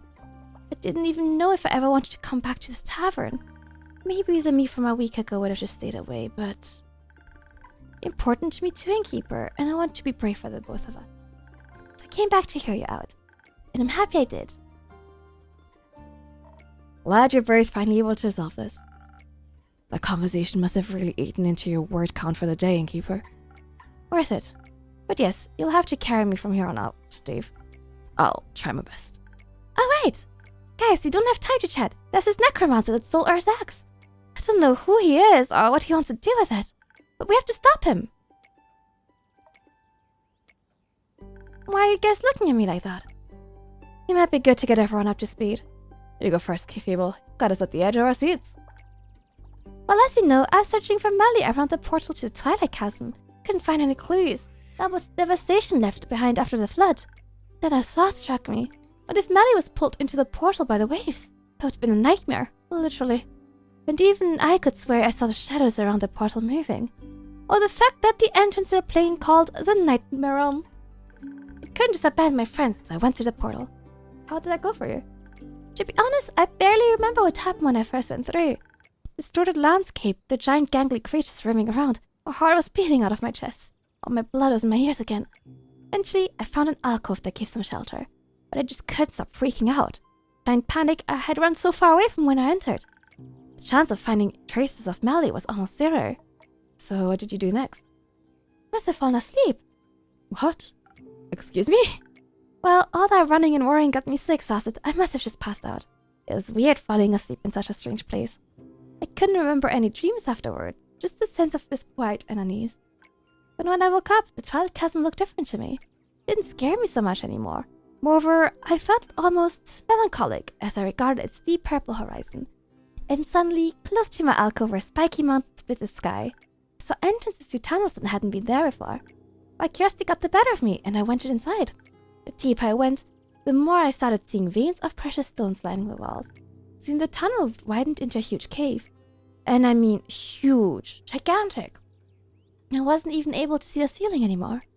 Turns out I had somehow stumbled from the twilight chasm into the center of air, to play another dragon, but in front of me was the sleeping form of the elder dragon himself, looking more awake than they should have been. I can only guess that the water covering the floor must have roused them. The flood had even managed to reach Earth's cavern. You mean the dragon that, if woken too early, will bring about the end of everything was awake? Yes. Great, another apocalypse. Do we get double points for a combo? Wait, I haven't finished my tale yet. But you're right, it didn't look good, especially when the necromancer appeared. I hid behind a formation of stalagmites as soon as I noticed him. Something about his presence and armor seemed off. He was followed by a couple of undead creatures dressed in farmer's clothing. I was still debating whether to reveal myself or not to. He began to cast a spell. Green mist started to coalesce around Earth's head. Then their eyes flew fully open. I was stunned when I saw their gaze. Their presence had suddenly become stifling. Whatever strange visions the mist revealed seemed to enrage them. Their roar must have shaken the whole plane. But while Earth was distracted, the necromancer tried to retrieve the fabled axe wrapped in their tail. It's a gut feeling, but I just couldn't let him take that axe. I had to stop him. But as he took hold of the large weapon, he turned to look right at me. My legs felt like goo. I was shaking so bad it was hard to draw breath. I knew at that moment, should I try to fight him, I would die. It was then by pure luck that, in a moment, Earth shook off the mist and lunged for the intruder. The undead creatures used their bodies to shield him, shattering upon impact with Earth's claws, while the necromancer cast the same mist spell again. The spell connected with ease, giving him the precious seconds he needed to escape. For a while nothing happened, there was just silence. I think desperation made me brave, or blind to consequences. I couldn't hesitate no longer. The necromancer was to use the axe for evil while I had the chance to stop him, and I didn't. So I abandoned my hiding spot and ran towards Air, begging them for help. You just asked the Elder Dragon for help? Yes, it seemed like my only option at the time. How did they answer? With a riddle. It went something like this. Gems and jewels I create, yet my most precious treasure I still await. Sought by many, found by the lucky. It blessed the oldest and youngest before it struck me. No mortal stand against it, an immortal's delight. So close to death, unseen you find. What little mortal do I seek?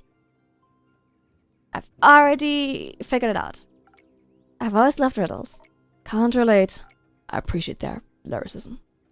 To be honest, I could barely think past all the emotions roaring within me. So I just said the first thing on my mind. Told them how much I didn't want to answer a riddle just then. Saving people shouldn't depend on getting a riddle right. And if I wanted something in the first place, maybe they shouldn't speak in riddles. And communicate clearly instead. Wow. You said that to their face? I got caught up in the moment. Seemed they surprised them. And judging by the rumbling chuckle they let out, eventually Ur told me all they wanted to do was fall back asleep. I pulled up my lute and played Ur the Elder Dragon a lullaby. Just as I could see their eyes starting to droop, they lifted one gigantic talon to my forehead. A strange heat went through my body, and a floating orb of blinding blue fire appeared in front of me. It was so warm and kind. It tickled my nose. When I couldn't hold in my laughter any longer, I accidentally ate it? Before I could panic out wasting Ur's gift, their gaze let me know everything was fine. That their flame would stay with me from then on, and that the strength was their bring to me, to this world. The makeover was included, I guess. That's all there is to it, really. I think that was plenty. Yeah, that's astonishing. Not like I did anything special. Anyone in my position would have done the same. No, I think this has fable written all over it. I did forget to bring a cool trinket back for you. I think you brought something back that's a lot more important. Hope. Oh! Elfie, are you saying you can actually produce dragonfire now? I think so. I practiced recreating the orb on the way back here, but I still have a long way to go. Ha! I feel like I'm missing some context here. Later, I need to get Rhea right now. That was fast. Can't blame her. Oh, well, Rhea's already here. I heard you might have some dragonfire from my sword. Good to see you back in one piece, Fable. Good to be back in one piece. So what's the situation? Is there a new plan? Yes. Maybe we'll need to figure out the details. But it's fair to say we've been given another shot. Right, if there's any smithing to be done, you know I'm with you. How long do you think you'll need to reforge a sword? Might be tight, but it isn't the first time I've worked with a strict deadline. Can't do the accent, oh my god. I'll be ready before sunrise, got no time to waste. Right. I'd still really like to know what we can't waste time on. Let's discuss it with the others. Melly's a lot better at explaining this kind of stuff. safe? Yes, she's safe. And Keep, I trust you'll have some quests locked and loaded for us top of the morning. Of course. I guess we'll see you tomorrow, Innkeeper. Oh my god. This is crazy. Guess what, everyone? I really wonder if we're gonna do something. The Fable returned to make Dragonfire. To reach to it, one has to go through a complicated rituals. No good thing no cleric would ever aid in something like that, and a strange has come to town. Collects plum crepes and spooky armor. All Might seems lost, but the fight is not over yet. Quasar can still be stopped at the aperture. He's in possession of a draconic weapon, but so are we. Thanks to Fable and their newly obtained Dragonfire, we were able to forge a weapon to stand this evil power. Whoa. Last day?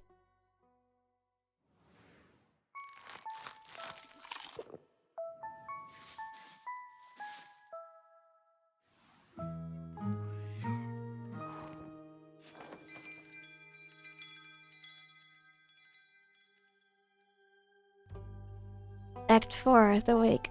Hope of Hope. House of Hope. The 35th. The last day. Bam, bam, bam, wee.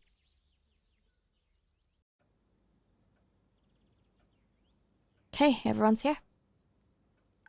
Good morning. Good morning. You don't know how refreshing it is to see you three all together again. Likewise. Did you spell? Not much, but well. We wanted to spend the whole night planning while Rhea worked on the sword, but Una forced us to sleep. She's always valued that time. Innkeeper, I observed you put up quests for us. I did. And you even thought of defending the roots. Very smart, Innkeeper, very smart. I assume that means y'all did too. Of course we did. We made plans and backup plans and teams and everything. What kind of team did you join? Fable's going to fight a big bad necromancer guy with the cool new dragon powers. And we'll make sure the zombies don't eat people. Together, Spy and Archie. We'll evacuate the capital and Zenith too. There shouldn't be any people around when this undead army arrives.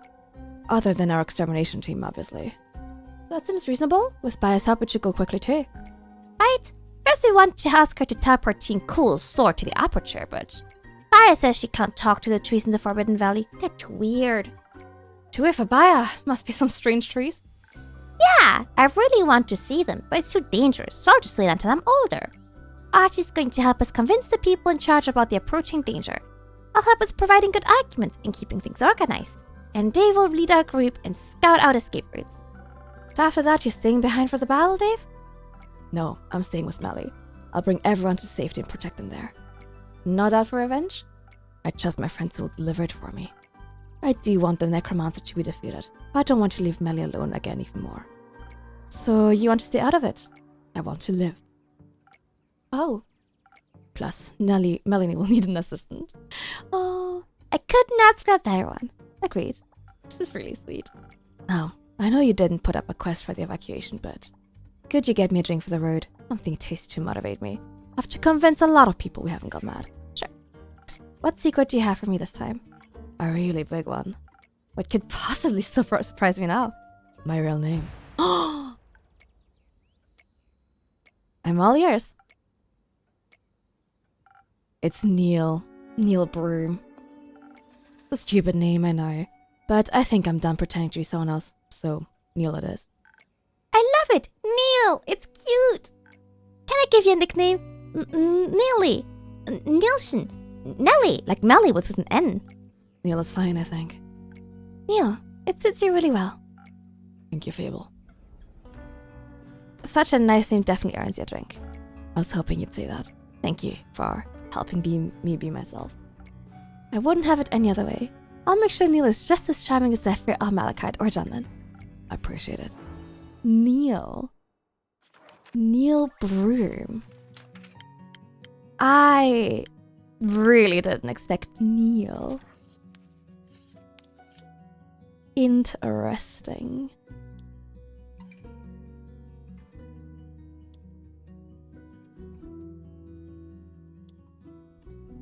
That would probably work.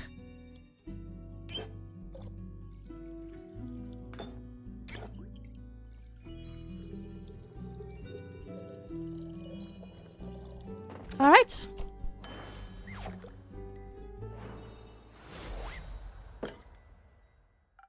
Some additional charm, not that you need it. This is delicious, thank you. I hope this will make me more bearable to the townsfolk. I find you plenty bearable. Thanks. Innkeeper. Yes, Fable? I've been meaning to tell you. Thank you for everything you've done for me.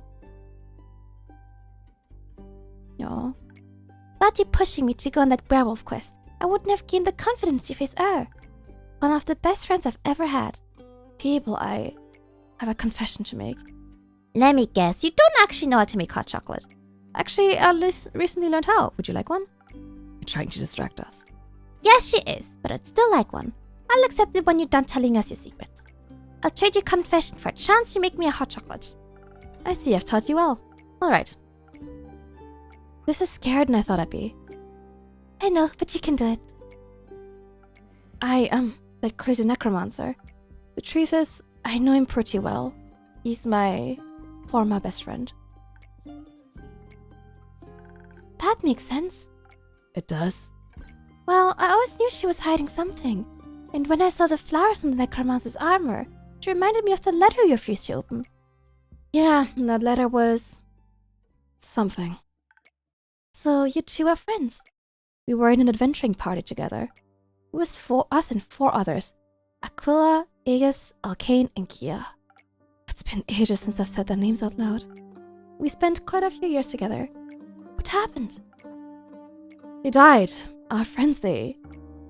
Remember the other necromancer you're researching, Melly? Obviously. Is he their reincarnation? Was I right? Not quite. But we fought her, Carabosia, a couple of times. She was obsessed with immortality and would do anything to get it. To us, it was like a game. She'd do something horrible, we'd stop her goons, she'd get away. Got so used to it that we became careless and arrogant. We didn't quite realize how dangerous she really was. Thinking ourselves invincible, we went into our last fight unprepared. And my friends paid for it with their lives. Able to be honest, I thought that was what would happen to you if you went into the Twilight Chasm. Thought he'd be the end of you. I see. I understand why you were scared. I just wish you would have told me. Me too. When we fought her, they all went down so quickly. Aquila got mind-controlled and struck down Alkane. Kia went down trying to heal Aegis. I tried so hard to keep fighting despite it all, not to give up, and then suddenly, you're all gone. And it was only me and Quasar. Quasar? Is that his name? Yes, Quasar Duskbringer. Is that his real name? Yes, jealous? A little. He grew up in the Order of Starlight. It was a different subsection from Tia's, but I guess Cassiopeia's servants have a flair for dramatic names. We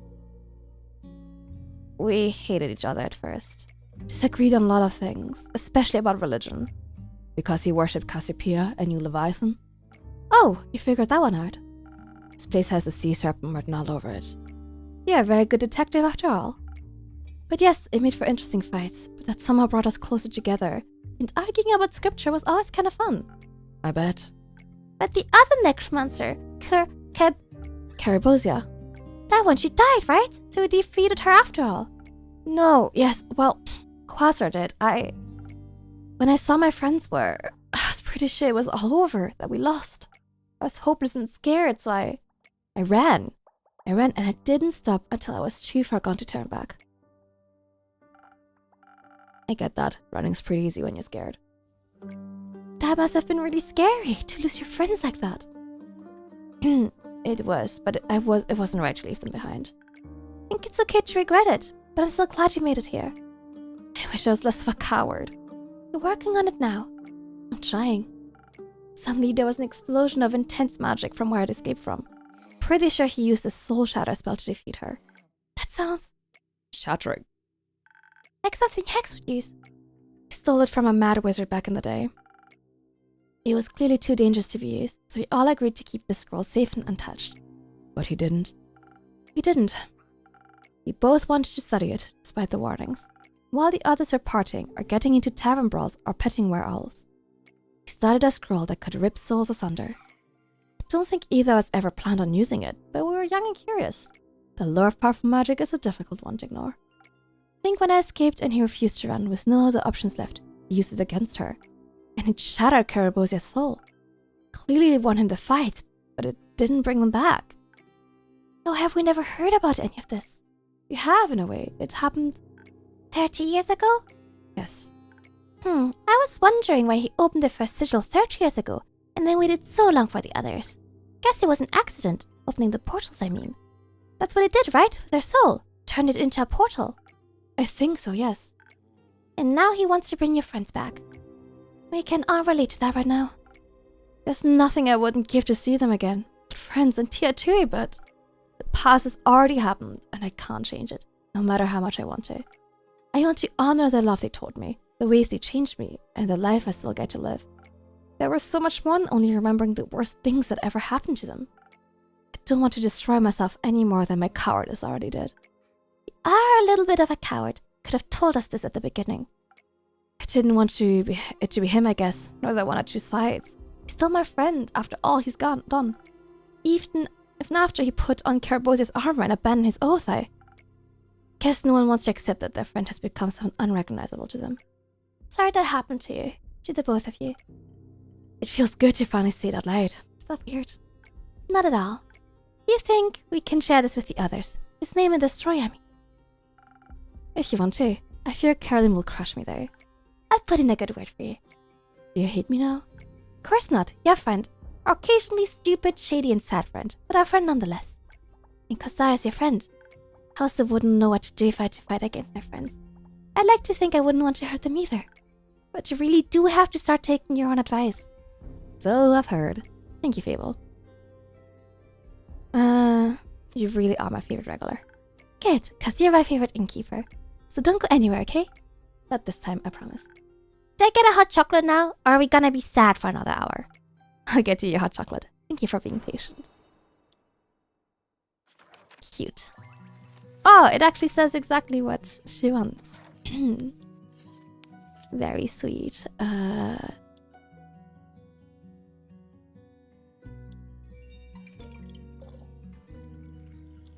Oh, I think that's too much actually. Oops. Undo, you can get some. It's this one I need.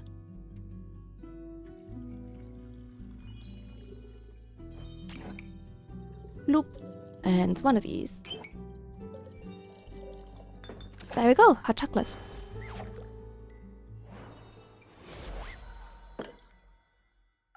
Here, a hot chocolate, Quincy style. This is perfect. Thank you so much. No zombie shall stand a chance against my chocolatey veins. Have to go run through the garden now. See you in a bit. Good luck, Fable. Aw. I'll go with her. I'll check in with you guys after we're fun. I'd like that.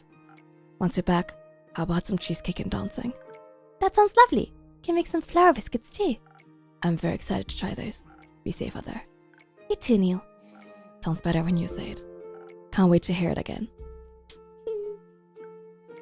My heart. Thank you for sharing all of that with us, Inkeep. I guess it was finally my turn to be honest. Do you think we'll win this? Yes, I believe in all of you. I know you'll stop him and save us all. Especially with you on the team. You're a really good cheerleader. I know.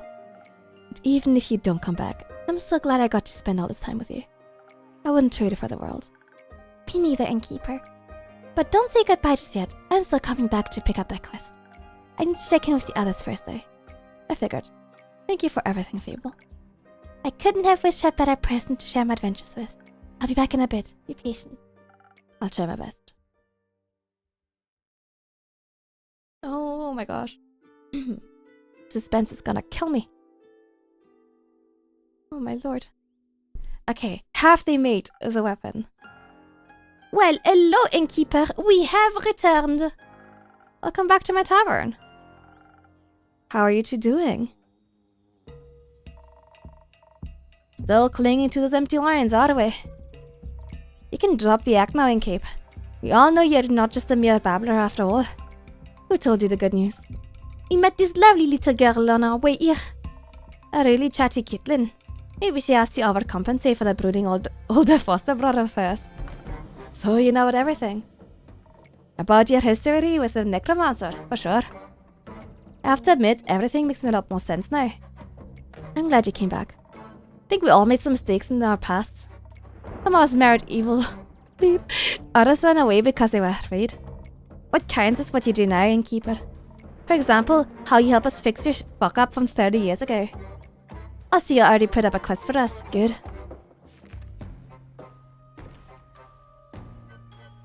You're not going to fight alongside Carlin. Oh, fight! Whom are we fighting? Oh my god, the accent, it's slipping. The undead army, you know, the one that's marching towards the capital. But who am I to blame them? Sounds like a wonderful stroll through nature. They're not strolling. They're eating away at the roots protecting the capital. That's not very nice. You got that right. And that's why we're gonna stop them. Very well, very well, dearie. Oh my god. Yeah, you and your cave will be a welcome addition to the team. There'll always still be a few more adventurers accompanying us. Scully, Una, Jade, and Iniko are going to join in on the fun. Iniko, let's hope their chaotic ideas turn out well. They better. Saving this world and the capital from destruction sounds like a dangerous endeavor. It is. Just as I thought. I couldn't bear losing yet another person so close to me in my lifetime. I know that feeling all too well. Well, stop worrying before anything bad has even happened yet. That reminds me, did the sword turn out well? Ha! Excuse me bragging, but it turned out spectacular. I was able to craft a flawless weapon, so deadly yet beautiful. Kaz Baba really passed an astonishing soul onto her. I even used the Guyver's opal on its hilt. You mean it's Don't say it. It looks good either way. Definitely good enough for the Orhard competition. And with the dragon's fire little elf you acquired, it's also strong enough to withstand Earth's great axe. Already handed my masterpiece over to Care. Just gotta save this world first before I can win my competition. Are you sure you don't want to wield the sword yourself? Nah. I've fought my fair share of undead. I know how to handle them. I'm better off at the capital, and the sword is better off in Care's hands. Belong to your Baba once, so naturally, Care's legacy. But there's one more thing you could do. Craving one last drink, Rhea? You see right through me. Think specific in mind. Just a drink that won't be my last. Mix us something to help us return to your tavern after all the shit. Agreed. Agreed. Agreed. Oh, Agreed. I would love to come back here with my dearie just to reminisce. Very well. I've tried this could work. It gives you something to enhance certain intelligence, so you can predict and avoid attacks. Top it off with lotus flowers for draconic blessing. That'd be the drink for a purely offensive approach. What would the other drink do? That'd be the choice if you want something less violent. A drink that will enhance your natural charisma as well as your defense. I'd also add honey flowers to make you persuasive. We'll be trying to collect some allies on the way, so we might need to do some convincing. Additional defense seems like a good idea. But smashing the undead creatures' head together sounds like more fun than talking to them. I'm not really much of a charmer, you know. Oh, I find it quite charming. Ah, shush. And we also have Lady Evelyn on our side. She definitely knows how to get her dead heart beating again. I'm speaking from my own experience here. Your ex-wife will be joining us. Absolutely. That's an unexpected turn of events. So she's okay. Of course she is. That's a relief. Did you two talk it out? We did. And while there's still a long way to go, we started to reconcile. I'll tell you all about it after we prevent a world calamity. I'm counting on you. Suppose having a powerful vampire countess on our side isn't entirely bad. But now, how about me drink? Have you decided on one yet? No? Both sound reasonable to me. I'll leave it up to you. Charm or violence, what will it be? You'd better choose wisely. Thank you, that's only mildly threatening. With the horrid accent I'm doing for her. I don't have much faith in the charm. Because, honestly, I am expecting someone to kick in my door and kick me out of Scotland. Any day now. Someone who's lived here for years. It is a little embarrassing. So we add honey flower. And we have crown and speed. That would probably do the job.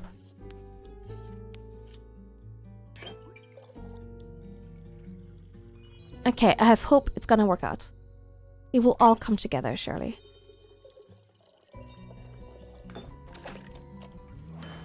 There we go.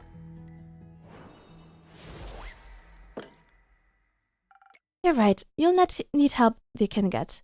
Sorry, you need all the help you can get. Some charm seems like the right approach. I just hope you're not completely delusional. Me too.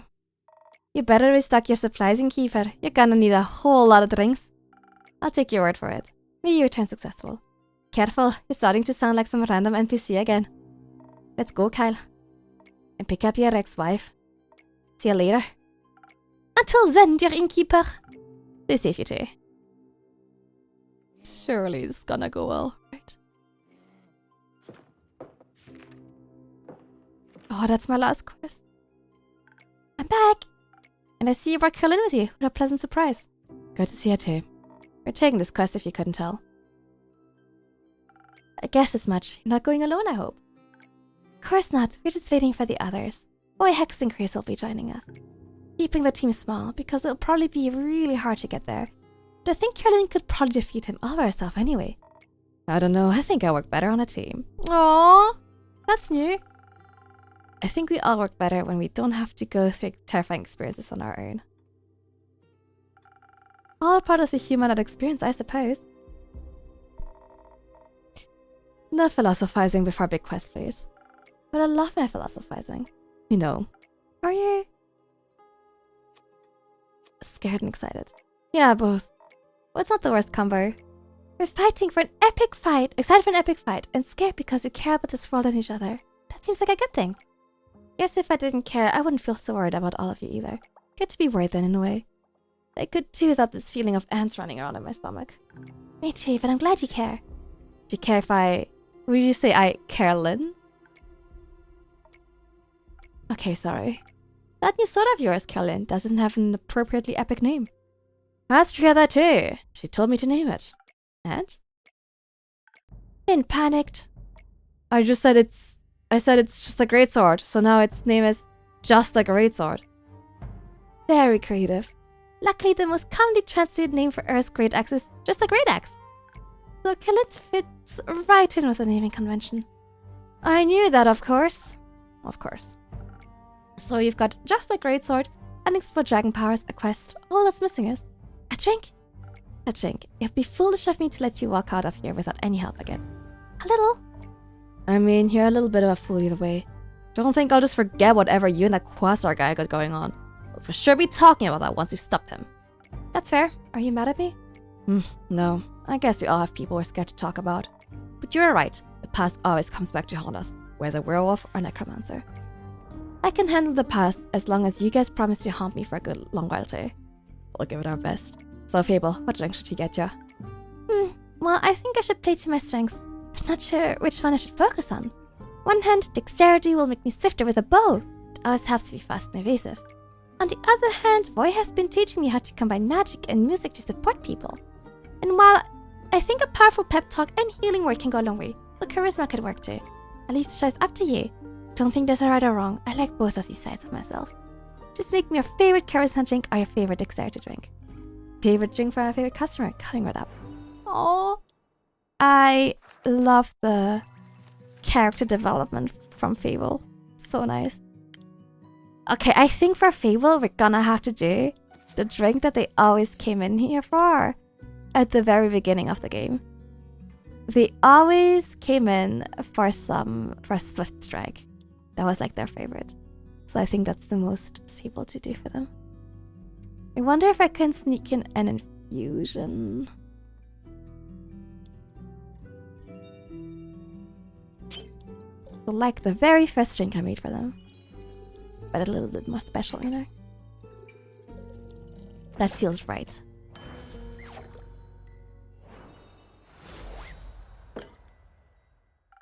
Fighting skills could really come in handy for this. And speed too, that way you can always run.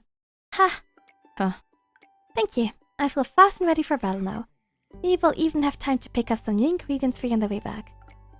Focus on getting yourself back first. I'll think about writing up a fresh grocery quest later. So, does your ex-paladin have any weaknesses? His arrogance. He still can't see himself losing. Nor does he think he has any weaknesses. He can't imagine you have something equally important to fight for. He's fighting for something that's already dead. You're fighting for something still alive. Make the most of it. Either way, best of luck. Thank you. Hope you don't mind me kicking your friend's ass. Tell him I sent you. Ha! I'll deliver your cutting words myself. Do you mind if we wait here for the others? Not at all. Grab yourselves a table and some, I still don't have any snacks, actually. Don't worry, I brought biscuits. Well then, have some biscuits. I'll set up a table. Why don't you sell cookies? I was never very good at baking. Maybe you should. Oh, they're back. Clay! You can finally breathe a sigh of relief, everyone. The face and the muscle have arrived. You're all saved. Hooray! Okay, I was trying to make this less awkward, and I see I've made it worse. It's okay, Vi. Some situations call for a bit of awkwardness. I am... Care innkeeper, I'm sorry, It's okay, I get it. Abby Matche. I'm just glad you're back. Thank you for welcoming me back. Anytime. Yeah, Clay, listen, I'm sorry too. You need us and we... There's nothing you could have done. I needed some time alone to be miserable. Thank you for still being here for me when I came back. Anytime, bud. How you feeling? Not the best. I miss her a lot. Me too. She's... I know, and I feel pretty powerless without her here. But Dave was right. She would have hated if we gave up now. I don't want to abandon the world she loved so much. We have to try and save it. It's Neil now, I think. But yeah, I think we owe it to her to try. And she deserves a proper ending too, not to fade into some puppet of his.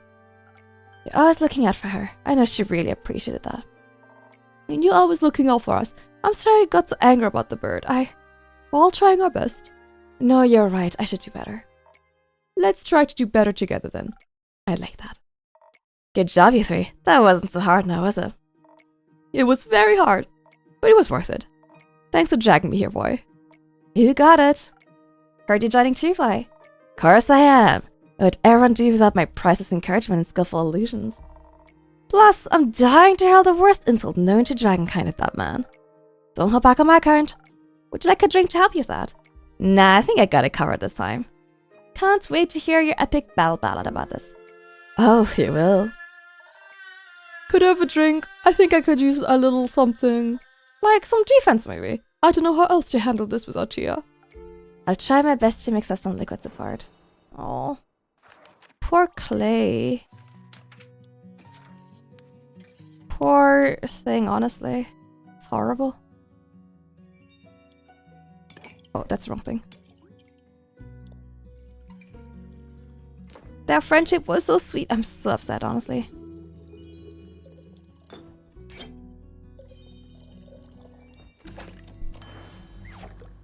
And there we go. It's not quite Althea, but this is as much defense as I can give you. Thank you. This reminds me of her in the best way possible. I really needed that. Feeling a bit better? Lots, actually. Coolio. Just missing the two wizards now. We should wait for them with Fable. And with Fable's biscuits. There's biscuits. I'm glad they picked up snack duty. Me too. Glad you're okay, big guy. Thank you. Now come on, before Voice starts its inevitable grand speech without us. Did someone say speech? Nope, this way. No. I miss this. Maybe I should start offering food. No, Auntie would go crazy. Grace is here. Where's Hex? Ah, here they are. The stars of the show have finally arrived. But Vi's already here. I don't think we can compete with that. Aw, come on, don't kill my vibe. You spent too much time with Nico. Impossible! Oh, they also were you late. We were busy doing research, okay? Turns out we have a little bit of a problem. You mean besides the crazy necromancer with a god complex and a god's weapon trying to kill death? Besides that, yes. Wonderful. What is it?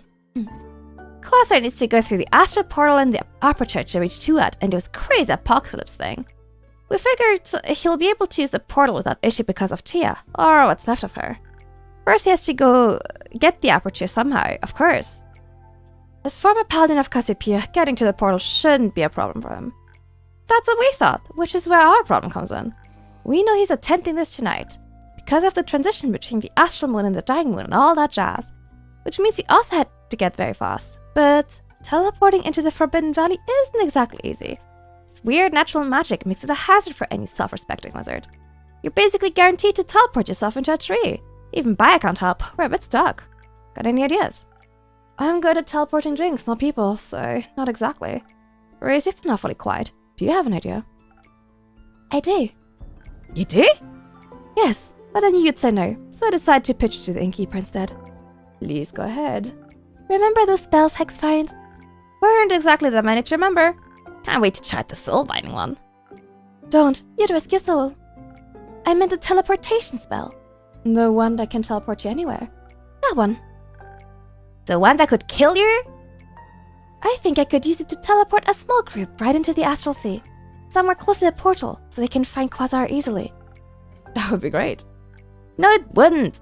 Well, Did you miss the part where it could kill you? With my modifications, it has a whole 30% chance of succeeding without stripping me of all my mana. That's a 70% chance of death! We don't have a lot of options. This isn't an option. We'll find something else. Another way. And with what time exactly, Hexagon? Fine, sure, I'll cast it then. Don't be silly. You're awful at teleportation. Plus, it's more stable if the caster stays behind. And you're a much better fighter than I am. I'll need you at the aperture. And I need you alive. I won't be alive if we don't stop him. I know what I'm doing, just trust me. Absolutely not. I won't let you sacrifice yourself for some useless heroics. Either I cast it, or we don't do this at all. This is Grace's choice. Let her make it. She makes stupid choices sometimes. She's too good for this world, and it will kill her. So you'd rather shape her into something she's not? Don't you love her the way she is? More than anything, how hard is what makes her so special? Then let her keep it. If we want to save the world, this is the only way. What's the point of this world if it doesn't have you in it? Hex, the world without me that you fear so much, it will exist one day, no matter what we do today. But it doesn't exist right now, and yet you keep acting like it does. I'm just worried. You're so worried about the possibility of me being gone. You treat me like I'm already a ghost. The time we have, it's so short. I know I'm scared too. I don't want to die either. But I can't miss out on living, pretending I'm already dead. We'll have plenty of time to mourn me when I'm gone. Right now, I need you to love me. I'm so scared, Grace. I don't know what I'll do without you. You'll figure it out. You won't be alone, even when I'm gone. Not the same. I know. But let's focus on what we can do right now while we're still together. Can save this world, if only you let me live. I guess I can't keep you in a glass case like some sort of spell scroll. Even though I'd come up with great riddles to trap you with. I'd solve them instantly. Ha, you would. Do you really want to do this? I can help. This is how I can help. You don't have to. I want to. Let her be her own person, Hex. She deserves this. Oh my gosh. This is so sad and upsetting. Oh my god. You'll make it out of this, okay? You have to promise me you'll make it out of this. I promise. And then we'll have a tea party. So many of them. I love you, Gracie. I love you too, Hexy. Alright, I guess if anyone could handle casting a crazy, powerful, probably cursed teleportation spell, it's you. I think Keeper, but I guess you're not volunteering. Unless you want to permanently be transformed into drinks, I can't help you. Good thing you've got me then, to cast a spell and to keep you company afterward. I'll stay behind to ensure the spell stability and improve the chance of keeping my promise. Sounds lovely. Would you like a drink to assist you in this matter? No, I think I'd like to keep destiny in my own hands today, but thank you. Let's do this then. Or change my mind and lock you in a tower. I'd like to see you try. Alright, are you ready? Ready as a lifer bee. You better keep her well hydrated while I'm gone, Innkeeper. Will do. See you soon. Can count on that. Looks like everyone else is ready to get going as well. So shush and let me concentrate.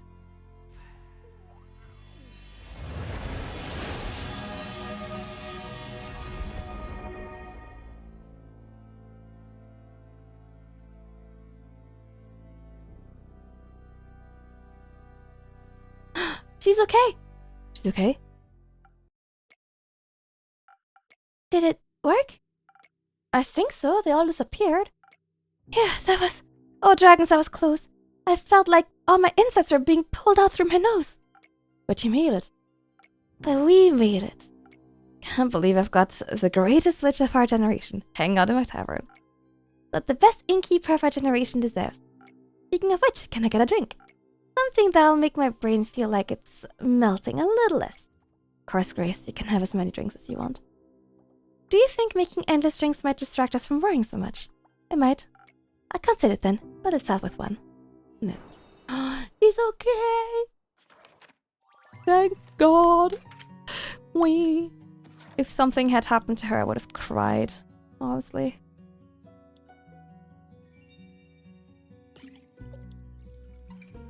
Like, I know she's gonna die. But it doesn't have to be today. We already lost Tia.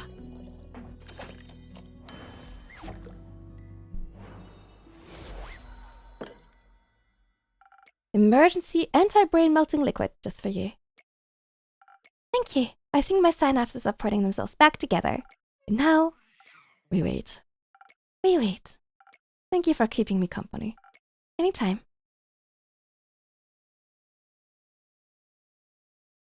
Oh, Quincy. Oh, hello. Hello there. I'm Quincy. Grace, nice to meet you.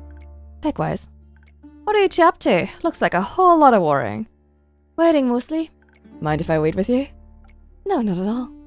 Then let us wait together.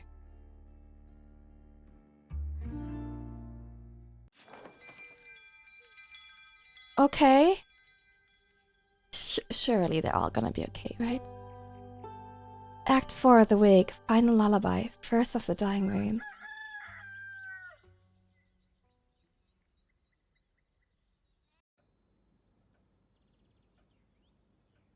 Good morning, Grace. You're up early, couldn't sleep. Not really. I kept waking up every hour or so. Eventually I just gave up. I heard you moving around here, so... I gladly accept your company while I clean. Thank you. Fable! Fable! We're back, Innkeeper! Welcome back, adventurers. You're practically beaming, Fable. That's just the sun. Have you been outside today? Good weather seemed antithetical to me worrying. Oh, mind if I set down my sword, or will that make you worry more? Please, feel free. Oh my God, a sword. I'm hesitant to ask, but your smile seems to indicate there's good news to be told. It's safe to say we'll have many more opportunities to try your drinks. And everyone made it back safe and sound?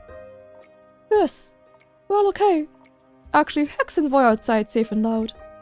We should probably put a stop to their antics soon. Boy might explode for real if Hex keeps us teasing. Innkeeper, I'll... Go. No need to wait around any longer. Thank you. Someone has to go to Poor Boy's rescue. Someone who's ready to give Hex a taste of his own medicine. Perhaps.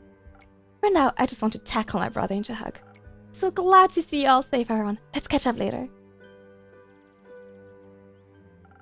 I believe victory drinks are in order. Perhaps later when I've calmed down a bit more. I'll wait until the feast. Feast? I think that's what people do after saving the world now. They gotta celebrate. Don't say you're pulling out and keep. I'd appreciate a drink. Anything in particular you're craving? Something soft, please. Like a shield that protects you from harm or a hug that makes you feel safe. Oh. Hype. Okay. So we can just make him the same one as before. He left, basically. Oops, I almost spilled half of it. Oh, this is so exciting.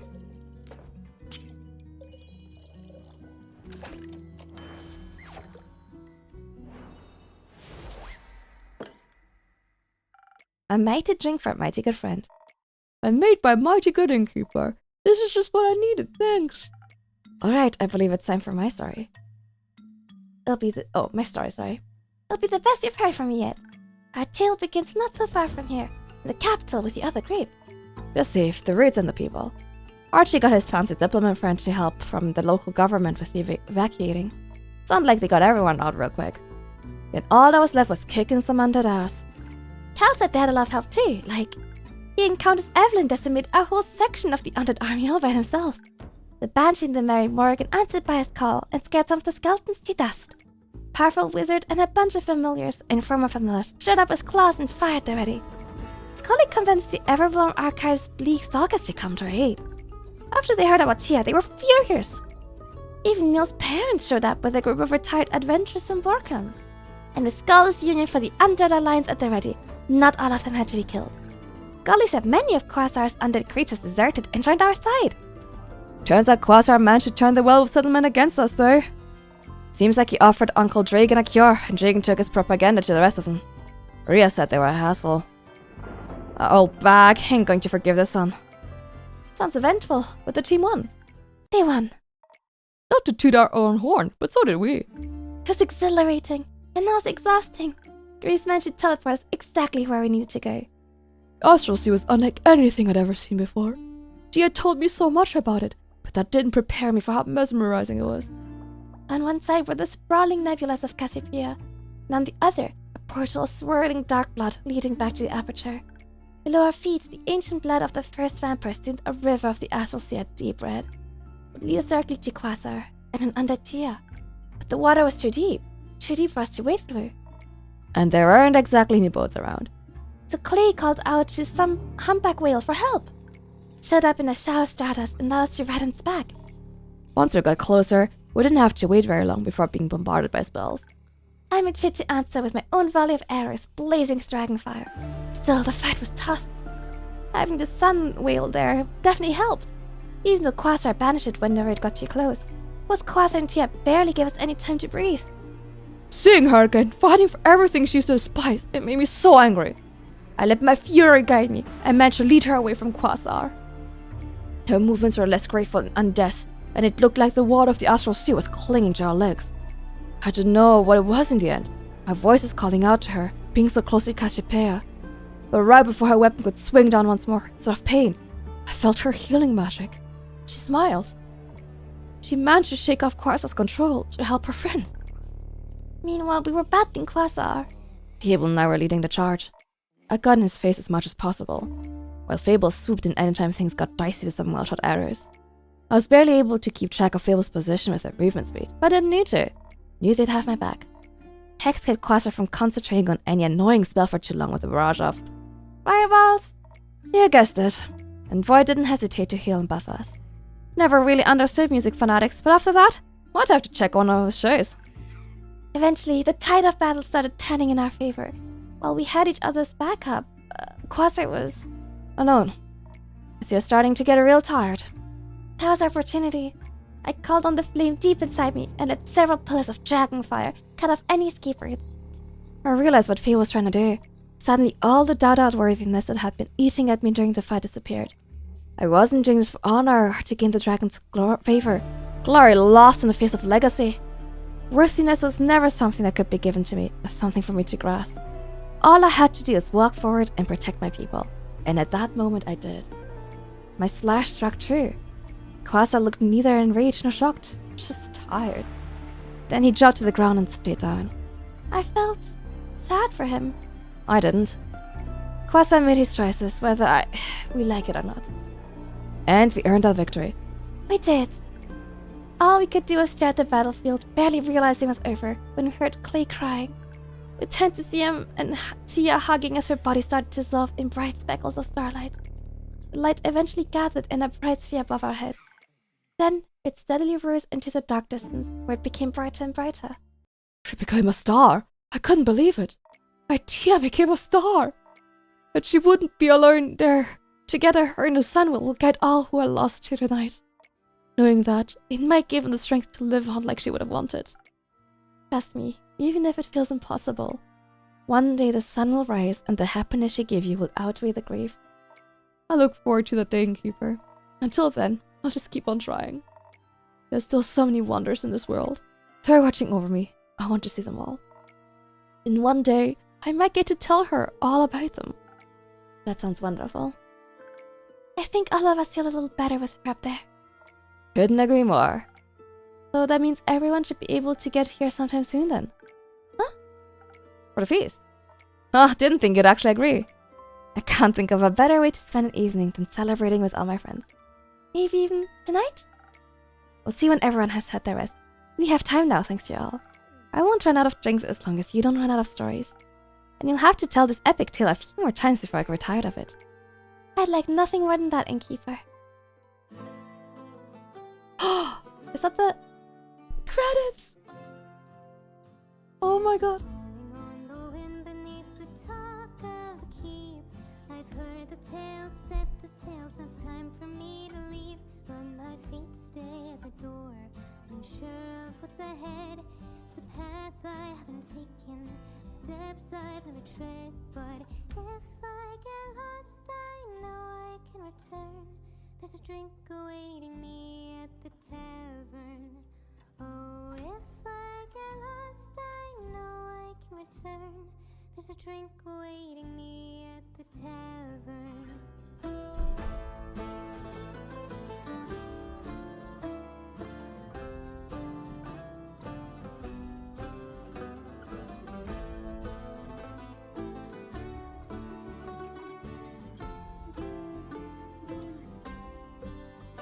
Cross through cities made of glass, past the forms of sleeping dragons. No day is like the last, never know what will happen.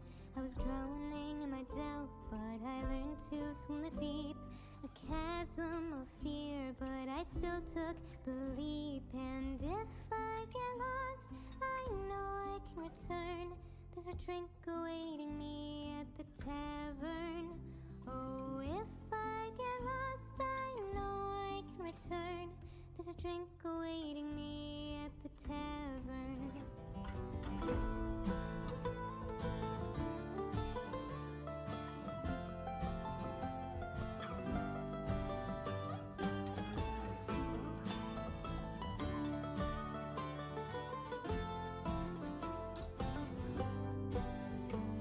There's a calling on the wind, dragging me back home.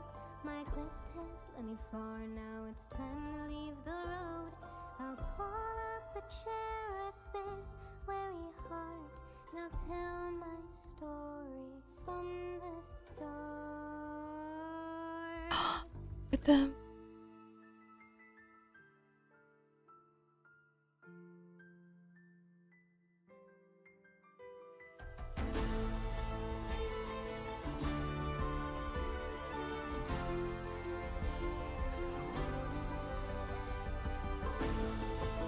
Is that a Nico and Voy? Oh, wait a minute. Oh my god. Are Fable and Neil kissing? If I get lost, I know I can return. There's a drink awaiting me at the tavern. Oh, if I get lost, I know I can return.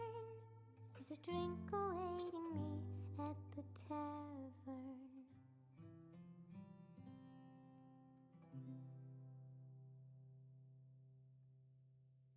She won the prize. She won the competition.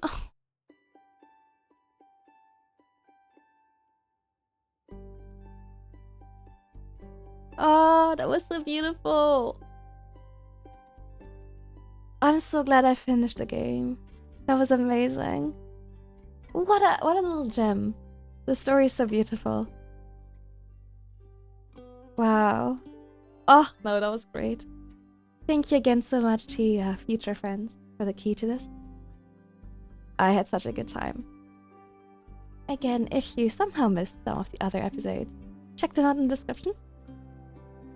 I definitely think I want to try and more of the games I didn't finish on stream, try and finish them on the channel. Because this was so worth it. And it probably would have taken me ages to stream. Oh, what a good game. Wonderful.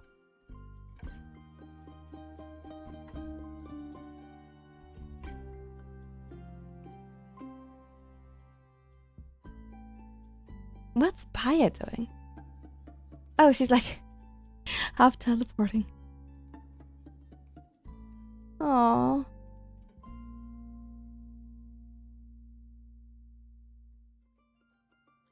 Wait, is that the sheepfish?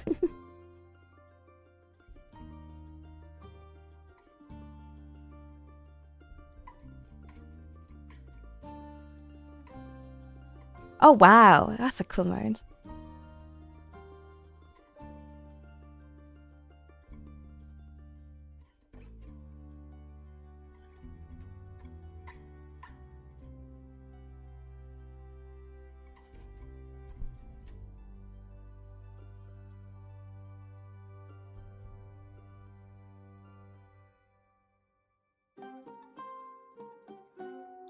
the music was also so nice. The ending song, oh, I'm gonna look up if it's on Spotify because that was great. Experiment just blew up in Hexspace.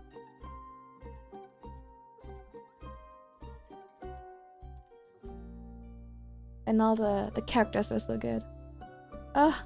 What a nice game!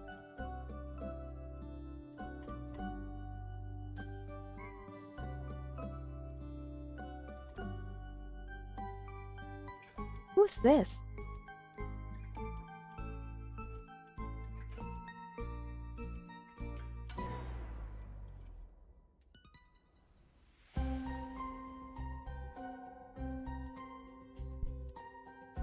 I'm gonna let the rest of the credits roll because I feel like they're quite long. I think there's more. And I'll let you guys enjoy the rest of this. See you guys soon and bye!